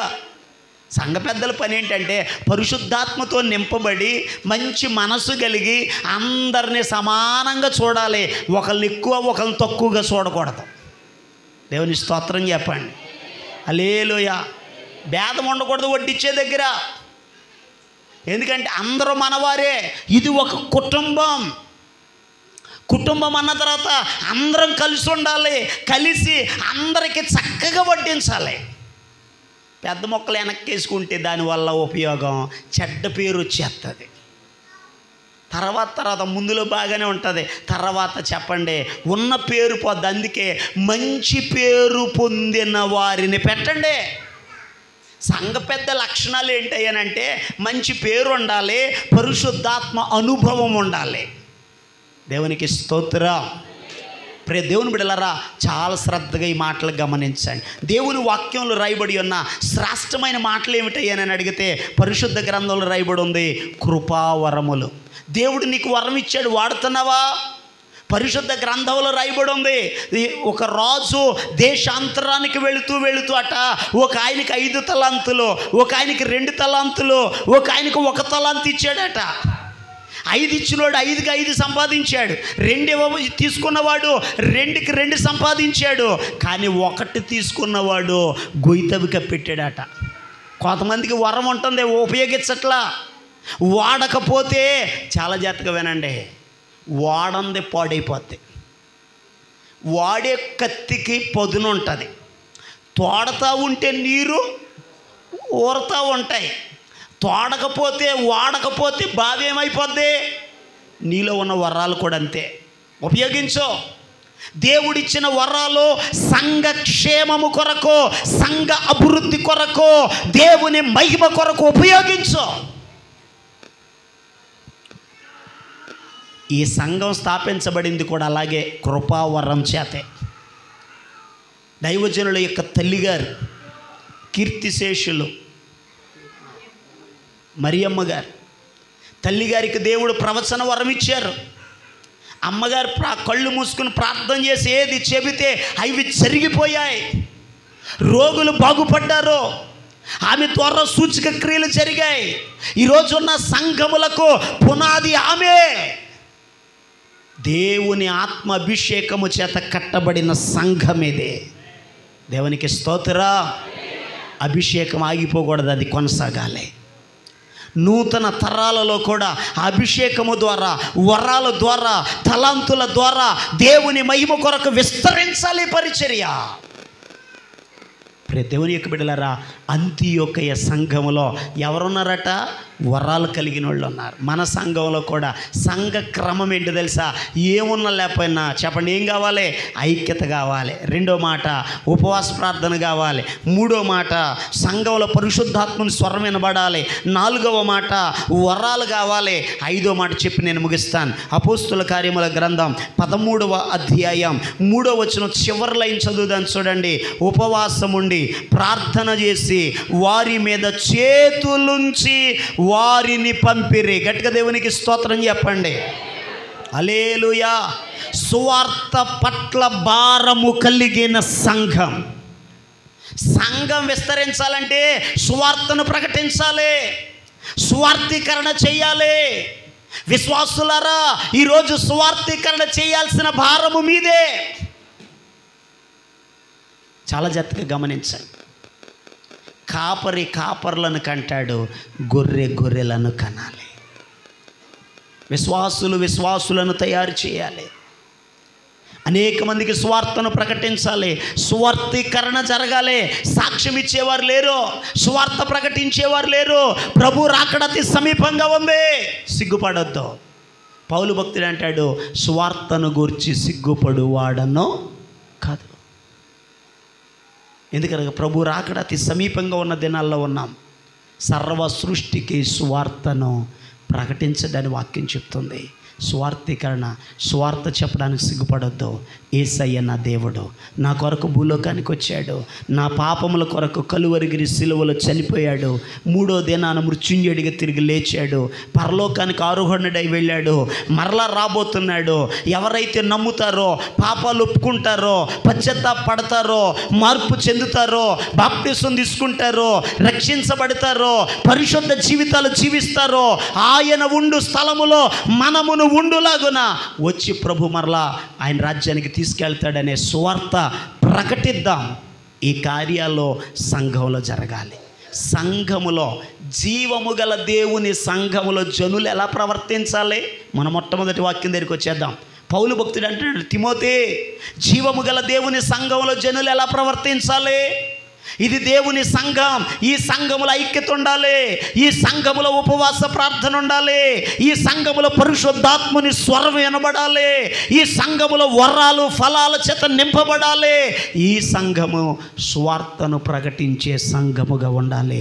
ప్రభు త్వరగా రాబోతున్నాడు. ఈ గుణ లక్షణాలు కలిగి ప్రభు యొక్క సన్నిధిలో ముందుకు కొనసాగుదాం. ప్రభు ఈ మాటలు మన వినికిడులు ఆశీర్వదించునుగాక. అందరు తల వంచండి, కళ్ళు మూసుకుందాం.